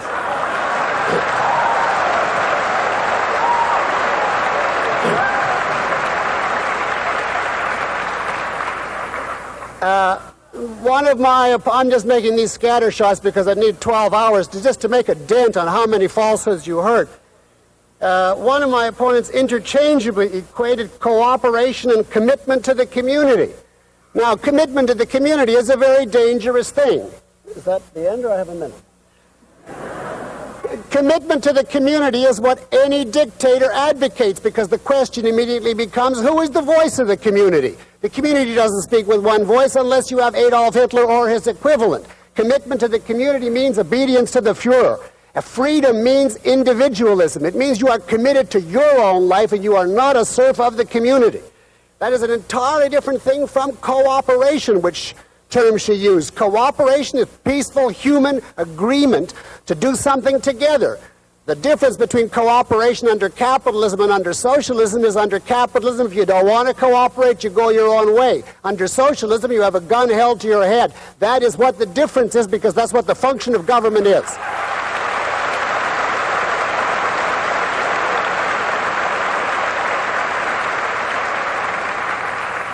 As far as William Buckley is concerned, please do not confuse us with that entity. Thank you. Welcome back to HSP episode number 43. Russ, what did you think of that epic God tier, absolute peak off? schooling? Yeah, absolute schooling. I kept seeing Robert saying this as I was listening to Peacock, man. I kept seeing Robert. Absolutely God tier ass whooping. Just an absolute ass whooping. The single most one-sided debate I've ever seen. Yeah, man. I don't know how we get so lucky with these drops, Luke. I mean, we just do time and time again, man. These drops perfectly play into our content for the week, each and every single week. Man, good find, sir. Good find. You know what's interesting? I'm actually listening to a Peacock course right now called Objectivism Through Induction. And it's like deep epistemology stuff. And in this course, he goes on. So what he's doing in this debate rebuttal, where he's like going through all these falsehoods. In this course, he talks about how so basically what a lot of people will try to do, they'll try to decouple different ideas. I mean, all knowledge is integrated and all topics are somehow integrated. And when you deduce an idea, what you are doing is you're taking something which you already know and applying it to a new scenario, right? And then inducing something is taking a new scenario and then formulating a new idea based upon that. And he is actually in this lecture series, he talks about, he is like, if you're in a discussion with somebody and you have to go through and argue, basically the moment you make a point, they go, well, what about this? Some other non-essential disintegrated thing. He's like, if you have to go through and point by point explain to them everything, it's an infinite process and you're wasting your time. And it's really funny because that's exactly what he had to do in this rebuttal, is go through every one of these little points, because they could not have any higher level concepts, any higher level principles through which to see any of this stuff. So it's all disintegrated, it's all disconnected, and it's this little scenario, that little scenario, this little scenario, that little scenario. And you just have to go through and point by point unwind them all. And even then, the moment you do all that, they'll find one new one. Oh, well, what about this one? And it's like, God, just look at the principles, look at some higher level knowledge here. And then we don't need to talk about all these individual little scenarios, Yeah. Well said. Well, we should move on to corrections, updates, feedback. What do you say? I thought of one topic that we forgot to cover in segment 2. That's immigration. And so I'm just I'm going to hit and quit immigration, because we have like about a dozen articles pulled up for immigration, but there's only one that matters, and that is this one. It dropped on Breitbart just today. I take it from the lead. It goes thus. President Donald Trump on Saturday said he will delay for 2 weeks raids of illegal immigrants scheduled to start in 10 cities in an effort to work out a solution in Congress. The president's decision came one day after the plans, including targeted cities, were revealed, drawing outrage from the mayors in the affected locations. Quote, at the request of Democrats, I've delayed the illegal immigration removal process for 2 weeks to see if the Democrats and Republicans can get together and work out a solution to the asylum and loophole problems at the southern border, Trump posted on Twitter on Saturday afternoon. If not, deportations start. The upcoming raids based on cases filed in 10 immigration court locations: Atlanta, Baltimore, Chicago, Denver, Houston, Los Angeles, Miami, New Orleans, New York, and San Francisco were to target approximately 2,000 people, according to a senior immigration official. The report was confirmed by other media outlets.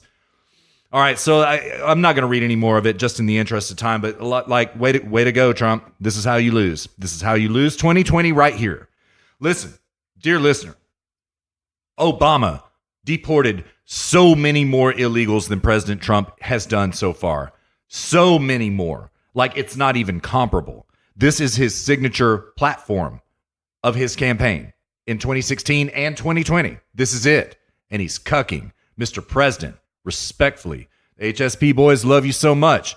We are going to compliment you when you do well. We're going to shout you down when you make a mistake. And Mr. President, this is an unforced error. I don't care about all of this de facto, it's kind of soft secession going on with all of these cities right now, saying that they're not going to cooperate with the federal government. Do it anyway. You absolutely have to do this, sir. It is not just about you losing support from your base. And I'm reading the comments in this article right now. They are resolutely anti-Trump. Well, not resolutely, but I would say I'm going to call it about a 4 out of 5 are anti-Trump comments because, Mr. President, you promised this. And it's not just about that. With the passing of the driver's license law in New York last week, already effective in California, this driver's license law where illegals can get driver's licenses, we already know that at least 1,500 illegals voted in the 2018 midterms. Mr. President, it is not just about losing enthusiasm among your base. It is about the fact that the elections will be hacked by Mexico and illegal immigrants, and that is going to go nowhere except against you, Mr. President. This is a red alert. Danger. You have to rethink this, Mr. President. 2 weeks is too long. That's about all I got about it, Luke. What you got, man? Yeah, I mean, you know, you and I have a little bit differing opinions on immigration, but I mean, if you're gonna say you're gonna do something, then do it. You know, so I mean, this is a total cuckening on Trump's part. It certainly is. It's very upsetting, man. Yeah. It's like, how can you believe anything he says at this point about immigration? Right. When Obama was a more effective deporter than yourself after you campaigned on it, come on, Mr. President.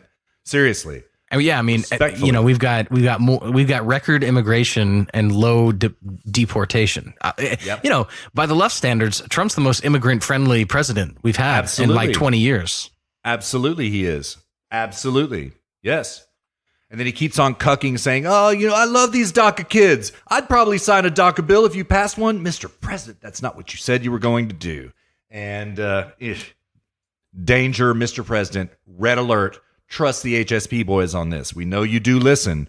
Rethink it, Mr. President. ASAP. ASAFP. 2 weeks is too long.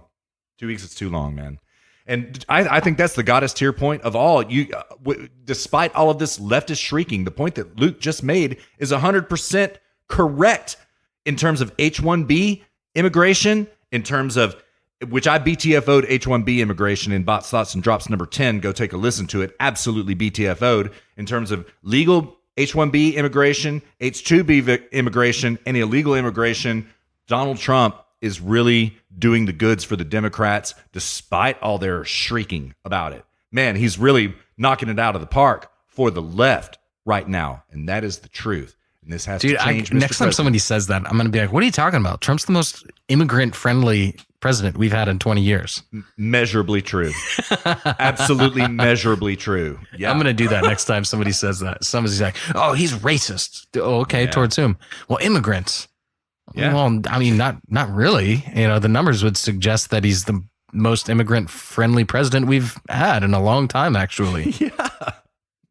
I mean, my God, FDR deported them by the millions. Even American citizens, even natural-born American citizens, he deported just because they were of Mexican descent. Yeah, and that's your golden boy. Yeah. Yes, it is. I mean, you know, as conscripted and consigned by Uncle Bernie himself, we must fulfill the planks of the New Deal. We must finally, it is incumbent upon Democrats right now to finish FDR's vision. You know, still so much your boy that one of your number 3 at this point in time presidential candidate is saying we have to finish his work. Dang. Yeah. Dang. Yeah, dude. I mean, and the funny thing is that these people are also contradictory because you cannot have massive amounts of immigrants and also this sort of democratic socialist unionization of labor and all this sort of stuff. Again, going back to Cesar Chavez, like Right. Cesar Chavez was a labor organizer. He's a hero of the left, a labor organizer, and he hated immigrants. They all hated immigrants back then. This is a total about face over the last 10 to 15, I would say 15 to 20 years. Yeah. A complete and total about face. The left has always been anti-immigration because they've always been pro-union and organized labor. And yeah, it's just been recently that they're like, oh, hey, maybe we can score some capital off these people. Right. You know, so right. Oh, we immigration now. We're all immigrants. Just so. Well said, man. Well said. Yeah. Well, we should move on to GBS, man. I'm getting riled up we here. gotta. I know, man. I'm getting rowdy too, man. We've got updates, corrections, and all that kind of bit, and feedback. I have nothing but positive feedback so far. Everybody's loving your new show. Luke, tell dear listener at large about your new show real fast. Yeah, I mean, well, I think we may have mentioned it. We spun off the Capitalist Lifestyle Challenge. Well, it was actually the Zero Gravity Media Lifestyle Challenge. We spun that off because it was just the show HSP. It was already full. We struggle to keep it under 3 hours. So we spun that off, or I guess I spun that off into a new show. And I want to have guests on. Russ, you're always welcome to be on it. Of course, you have a standing invitation on any show that I do. Thank you. And yeah, so basically, I'm doing it in seasons. I just posted episode 1 of season 1 on, I think it was Thursday, I believe. And I didn't want to, I don't want to do this like show by myself. And I just like, oh, hey, here's what I did this week. And Thursday was chest day and it went really well. That's just, nobody wants to hear that. So I wanted to theme each episode on to talk about some topic. And so this one I talked about career transition. I think career is just one of the most important things that one of the most important aspects of your life is your career. So I focused this past episode on that because I've made a few career transitions and have finally found myself into a career that I like. And so I talked about that. And if you want to listen, go for it. I think we're going to actually rebrand it as the Capitalist Lifestyle Show because I think that sounds better. This first season is going to be 5 weeks. It'll end in late July. I think, Russ, I'll probably start a new season in probably September, October timeframe, sometime around there. And I've got tons and tons of topics already out, listed out that I want to discuss. I've got a couple of guests lined up who are, experts in various subjects that I want to talk about. And each one, dear listener, is something for you to walk away with. Hopefully it provides you value. That's the idea, is that you listen and you can, spend 30 minutes and then you get something meaningful out of it. And it's all about making your life the best that it can be and capitalizing on your time here on Earth. That's what the Capitalist Lifestyle Show is. That's right, man. That's right. Well, man, it's doing baller numbers, man. It for a new show, dude, it is doing bonkers numbers, man. So congratulations, and I mean it. I have not listened to all of it yet, Luke, but what I've heard so far is fantastic. Well done, brother. Bonkers. You BTFO'd me on Botchdad. You posted Botchdad 12 hours after I posted that, and you've got double the number of listens. Well, I mean, it's because, Bots is on number 11 right now. You're on number 1 with Capitalist Lifestyle Show. And it's just one of these things that will grow and grow over time. That's just like we did, like HSP did. That's how it'll go, So, but dear listener, indeed, yes, Bots has done really well. HSP 42 absolutely slayed it. Thank you so much. I think HSP 42 set a 7-day record for us so far. It did. It certainly did. Yeah. And we did kill it, if I may say, which I do. Anyway, I was very happy with that episode for sure. Yeah, I was too. It was great, man. Yeah, I'm very happy with it. This episode number 43 as well, dude. It's gone swimmingly despite our technical problems in the beginning. Everything has gone well, man. One last update, dear listener. There is a new show that will darken these hallowed halls of Zero Gravity Media coming in the next week, probably. It is going to be called The Forum. I'm not going to say anything else about it until we drop it. Luke and I are both looking forward to it very much. And we have an enthusiastic new participant up in the mix that is now crew and also a dear listener on this trail. So we'll tell you all about it when we get there, but it cometh. Like a thunderstorm it cometh. Believe that. Yeah. I'm glad you clarified that because the first time you said it, it sounded like The Forum. And I was like, oh man, is this like a show about some platonic universe? It's like one of these like sci-fi sort of. Yeah, man. This damn accent. Choose a tree, and then you talk about the perfect form of a tree for 30 minutes. Or even worse, a form like something that you fill out at the doctor's office. Fill out all these forms, Yeah. So I did have to clarify. Yeah, you could have a German bureaucrat guest on that episode. I know that's right. So no, but seriously, I know this other dear listener, and it's going to be really good. I'm excited about it. I want to hop in, dude. I want to like earbuds, hop in anytime. For 10 minutes and know anytime. Dude, I'm really excited about it, man. I can't wait to listen to it. And this other dear listener he's a really smart dude. It's going to be a huge asset to Zero Gravity Media, and I think it's I think it's going to be a great show. Man, I hope so. We have no idea what we're going to talk about just yet, Luke. But like what I like most of all is that he crew now, just like Robert, just like Nate, and the chemistry works perfectly. And the chemistry matters more to Luke and I than anything else matters. And the chemistry is perfect. Perfect. I'd rather have good chemistry with somebody than have that person be. I mean, there's a lot of people that I'm very, very close with philosophically that I would never even consider doing a show with ever in a million years. Same here. So I'd rather have good chemistry, good vibes, than be like in lockstep philosophically or politically. That's right, man. All right, so that's about it for updates, man. What do we got on corrections? I believe we have 0, if I may say. Which I don't have a correction, but I was listening to when I was listening to 42 again, I was frustrated because I said there's a reason why people don't like Nazism, but they don't really talk about communism in spite of the fact that communism wrought far more destruction.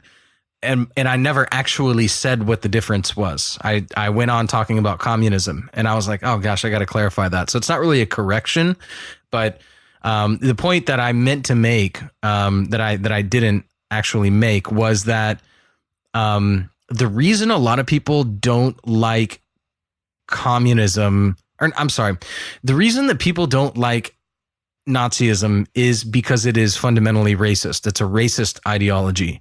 Now, it's also socialist and collectivist, and like what Peikoff was talking in that audio break, a commitment to the community.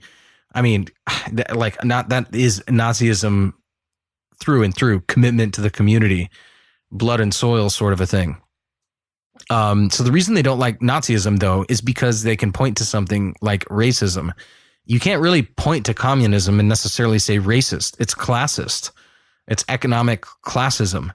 Good point. Yes. And everybody in America mostly is economic classist. They hate rich people. They're going on about rich, wealthy people and so on and so forth. So most everybody in America, not most everybody, but certainly on the left, they are in tacit agreement, implicit agreement with communists in the sense that they blame rich people.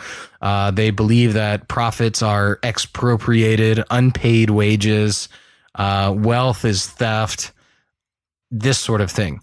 And so, they're willing to sort of overlook the 100 million corpses that have been produced by communism because they are an implicit agreement. But they look at Nazism, which didn't result in nearly as many deaths, and they're just like, racists. That's why you hear so much about Nazism, but not communism, in spite of the fact that communism yielded far more disastrous results. Yeah. Good point, man. Good point.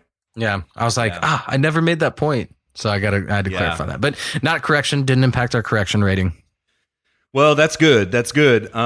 You know what? Actually, I did get shouted down from dearest listener about a correction. I said Devin Nunes instead of Adam Schiff at 27 minutes and 27 seconds. I don't recall the context. I haven't listened to it again. I did mean Shifty Schiff, Adam Schiff, not Devin Nunes. My bad. All right. That might bring us down a half of a thousandth, about a thousandth of a percentage. Maybe. So we're still rolling. Yeah. Yeah. These slips of the tongues just happen, dear listener. Like we shoot from the hip here. We do prepare. Don't get me wrong. We prepare laboriously. Believe this. We definitely do prepare, but we also shoot from the hip just to keep it fresh. And sometimes when you shoot from the hip, you just make mistakes, slips of the tongue. My bad. Sorry about that. So, dearest listener, sorry. Thank you for calling me out. So, all right. So what does that leave us at? 99.1. Yeah, about like that. Yeah, right. Maybe even 0.2 at this point in time because, dude, we're knocking it out of the park with these audio drops and the construction of our arguments so well. I think we may have crept up a little bit on the fever scale. 99.3, 99.2, somewhere in there. Let's go with 0.2. Okay, fair enough. That's good. All right. That's good. All right, man. Let's do GBS. Let's do 2 drops and call it. Yeah, man, I'm down with that. Let me find Grab Bag Special here. Okay, so Luke found this, and I'm very excited about it. This is Tim Pool versus Pac-Man on identity politics, free speech, and deplatforming. It says platforming, but what they really should have said was deplatforming. This show actually dropped on the David Pakman show on May 7th of 2019, so we're a little bit late to the punch, but it is now more relevant even than it was back then on May 7th. I'm really excited about this, Luke. Good find. Yeah, I am too. David, Tim Pool is kind of like, he says he's a little bit left, but he's very much against the identitarian politics, censorship of social media companies, all of this sort of thing. And then David Pakman is just more of he's not a democratic socialist. He's sort of an honest, level-headed liberal is what he honest is. liberal. Yeah. That's what I would call him too. Yeah. He's an honest liberal. Yeah. Mm-hmm. Yeah. I think actually he calls himself a progressive as opposed to liberal. I don't know who even knows. What I think I've heard him say that too, but like truly he's not progressive. Progressives are not honest liberals. I actually would call Pakman a truly honest liberal. I would, and like, listen, man, we love our honest liberals. We love our honest liberals, and that's the truth. We really do, right? It's these race baiting, identity politicians that we don't like so much. We don't have so much for them because they are dishonest, right? But I think that what Pakman says, for the most part, that I've heard in the past, Luke, reflects reality. You know what I mean? Rather than abstracts reality. You know? Well, yeah. I mean, I think that I think he's at least attempting to do that. I don't think it reflects reality, but he's at least trying. Good point. He what he says does not reflect reality, but he's making an honest effort, and that's what makes him an honest liberal. Right. Exactly. So. All right. Well, let's do it, man. Let's jump in. Let's jump in. How long is the segment? It is 1 hour and 15 minutes and 10 seconds. So we probably need to jump in kind of in the middle-ish somewhere. Yeah, let's do 30 minutes. 30 minutes. Okay, I'm hovering. Oh, man. Once again, the luck runneth. Our cup runneth over with luck. I'm right at 30 minutes, hovering right over it, man. I can't wait for this. You ready? Let's do it. All right, here it cometh. Dear listener, enjoy. Who don't pay taxes, that's more of a regulatory issue when it comes to finances. But imagine the customer walking into a clothing store, and the customer, for whatever reason that is not related to a protected class, the store doesn't want to do business with them. Should the government say to the store, you have to, unless this person's doing something illegal, you have to accept them as a customer, or should the business be allowed to say, please leave, we don't want to serve you? I think that's too absolute. There's too many factors. It's nuanced. Oh, God. I would say, yeah. There's no yes or no answer to that question, right? Is the person screaming Is it? Do we not But know? that's the whole point. It's an act. They're not doing anything which is criminal, but they're also not being asked to leave on the basis of a protected class in which they are members. It's just the business doesn't want to do business with them. Should a private business have the right to say, we don't want to do business with you, or should the government force them to do business? Let's just stop it right here, okay? Does Facebook have the right to deplatform Alex Jones based on this premise, which he's asking right now? Listen, Luke and I are private property advocates through and through, permanently. So, like, we really don't want to step in this mess with Facebook and all that kind of stuff, even though it cometh, dear listener, and it cometh soon. But yes, absolutely. As a small business, as a large business, you absolutely have the right to not do business with anybody you wish not to do business. For any reason. I think. For any reason whatsoever. Yeah. Yes. Anybody for any reason. Absolutely. I mean, this idea of protected classes should be this is exactly what we were just talking about. Literally just talking about. The idea of protected classes should be abolished entirely. I disagree with that as such. And yeah, absolutely. I mean, if you don't have a right to do business or not do business with somebody, then how can you even assert that we have a even illusion of private property? It's right. Just, yeah.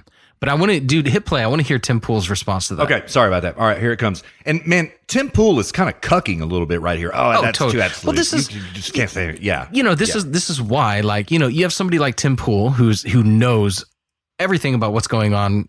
Not everything, but like a lot about what's going on. And you know, he's very well read. He's very smart. He's very sharp, extremely well spoken, and very aware of politics and culture and current events. And this is such a good example of, if you do not have solid principles upon which to stand, you will just melt. And that's exactly what you just heard. And this is why I want to hear his response when he says this. All right. Coming at you, man. Here it cometh. Now it depends on the scale, right? If if it's small hole in the wall that sells hot dogs, and he says, you know what, no hot dog for you. Well, it's a small hot dog shop. If it's something like the electric company, then probably not, because you don't have any choices. And so when a company gets too big, it dominates. And so it's a really nuanced question. Well, right? yes and no. Okay, I mean, so what he means by that? What he means by relativism, that is rationalism. Yeah, what he means by that is, well, you know, I don't have a principle on this. You know, exactly. We just need to kind of take it case by case, and you know, just kind of look at it and just kind of take it case by case. And that is such a good example of when you are not a principled person and you don't have solid principles. I mean, for me, I'm just like, yeah, hot dog, yeah, sure, hot dog stand, yeah, don't do business, yeah, okay. Electric company, sure. I mean, you know, when this argument about, well, you know, there's not very many choices. Why are there not very many choices? Exactly. Why is that a thing? This is why, oh man, like, you know, when I was talking about earlier, like all knowledge is integrated. Knowledge just doesn't exist in a little vacuum, disintegrated from the outside world. This is what I'm talking about. Like, you can't just like take all these isolated little arguments. Everything plays on other things as well. And it's because of that complexity that you need principles. Otherwise, all is lost. You have no idea how to answer. You know, when somebody poses this kind of a question, you have no idea how to deal with it because it's way too complex to answer it entirely without a principle. So that's why, you know, he fell back on this. Well, you know, it's just context and case by case. You know, context is important, sure, but you can't just do everything case by case and throw principles out the window. Principles are there to unify concepts into one. Yep, just so. So I want to. Well said, man. I want to actually hear his rebuttal. I want to hear the rebuttal to that now. I want to hear what David Pakman says. I want to hear this too. So here it comes. Utilities, I would argue, are a bit different from what we're talking about here. Let's say the you know, what's a good way to put it? There's only one cable company, right? Mm-hmm. Should Comcast, in the area where they own it, refuse internet service to certain people for no reason? I would say no. Most of those companies would have so I mean, I think that one is actually not really a very important question because when Comcast comes in, typically, and I was involved in the negotiation of such a contract when I was on the board of a TV station, typically the contract that Comcast signs with the municipality says that they're not allowed to do that. So it actually would not really be an issue. Sounds like the government regulating that, right? Yeah, absolutely. I am not a free market. I believe in a mixed economy. I think you need the government to come in and correct errors and stuff like that. Okay. So if we're notified of an error or something going wrong, I think this is a good example. There was an interview. It was Mike Wallace and Ayn Rand, and Mike Wallace was like, this is like back in 1957, I believe, or 67. And Mike Wallace was like, okay, let's take an example. You have a man who owns land and he has all the world's uranium on his land, and he won't sell it to the United States government to make atomic bombs. Should the United States government force him to sell it to them? And Ayn Rand she goes, well, you realize you're setting up an impossible fantasy. She said, if such a resource were so scarce, it would never become valuable in the first place. Right. And there's a similar argument to be said here when he's talking about Comcast. I've seen in the whole net neutrality debate when they're talking about like, well, there's an orange farmer in Florida and Comcast wants to raise the price of his internet or shut his internet down. Should Comcast be allowed to do that? And my response would be, how did his business become as successful as it was if it weren't for Comcast in the first place? Right. This wouldn't be a problem in the first place had Comcast not afforded him the opportunity. And and I mean, it's just the same thing. Like, this is the thing is like, both of these guys are clearly, in terms of property rights, totally unprincipled. They're just going back and forth of like it's just LARPing. It's just LARPing. That's all it is. Yeah, exactly. Rationalists and pragmatists. Yeah. Straight up. That's it. Well, in this little scenario, well, yeah, but I used to work in this company and it's actually that's government regulation and I'm no free market. It's just, oh my God. It's like this conversation is so shallow. So shallow. Yeah. Yeah, man. Case in point is this. Okay, I'm going to bring up the electricity market here in Texas. Texas deregulated the electricity market about 10 years ago, right? It used to be owned wholesale by a company that used to be called TP&L, but then it changed its name to TXU, right? Then it deregulated, and then another company named Reliant Energy came up. Well, now, dear listener, there are thousands of electricity companies vying against one another for your business. And so what they do is undercut one another. And the benefit of this is that you get cheaper electricity. And I will call into argumentation right here. I happen to know, my family knows, a TXU vice president, right? And so when I first moved back to Texas, I was like, hey, ask Anonymous. I said to my dad, would you please ask Anonymous the next time you see him what power company I should go with? This is a TXU vice president. He goes, the cheapest. That's great, dude. The cheapest. Yeah. Mm-hmm. Yeah. So I have pretty cheap electricity as it is. You know what I mean? So now, to be fair, there is a downside of this because the original electricity company I went with has been sold twice just in the short 10 months that I've been here in Texas again. And my rates have crept up a little bit, but they're still trying to remain competitive and undercut everybody else. You know what I mean? So my electricity bill on an expensive month, it's about $100. On a cheap month, it's like, dude, it's like San Francisco prices. It's like $15 under. Like I used to pay about $15 to $25 when I was in San Francisco to PG&E, which has monopolistic control. They're just so regulated and, quite frankly, politically shamed about all of the mistakes that they have made everywhere, blowing up entire city blocks because of mistakes. I don't mean to laugh about this. It's not funny, right? But they have the long arm of the law constraining them. So they charge cheap electricity in fear of losing their monopoly power, right? But like right now, I live in an open electricity market and electricity is just as cheap as it was there by a heavily regulated monopoly, It's fantastic, man. I'm not going to lie. It's fantastic. I think what you mean to say, though, is that in spite of it being a heavily regulated monopoly, because at San Francisco, you have to use almost no electricity, like air conditioner and stuff like this. True. That's true. You have no central AC and heat. No, you have to open the windows or use the radiator. And so pretty much, the electricity you use is like your TV set, your computer, your toaster oven, your microwave, things like this. So it's like you can live in a place like Texas that has cold winters and hot summers and still pay the same as a place like San Francisco where you don't need any of that. All you need is enough to run your TV and a few electronics. Just so. All right, man, let's do one more and call it. All right. Where you want to go? About 45? You want to do about 45?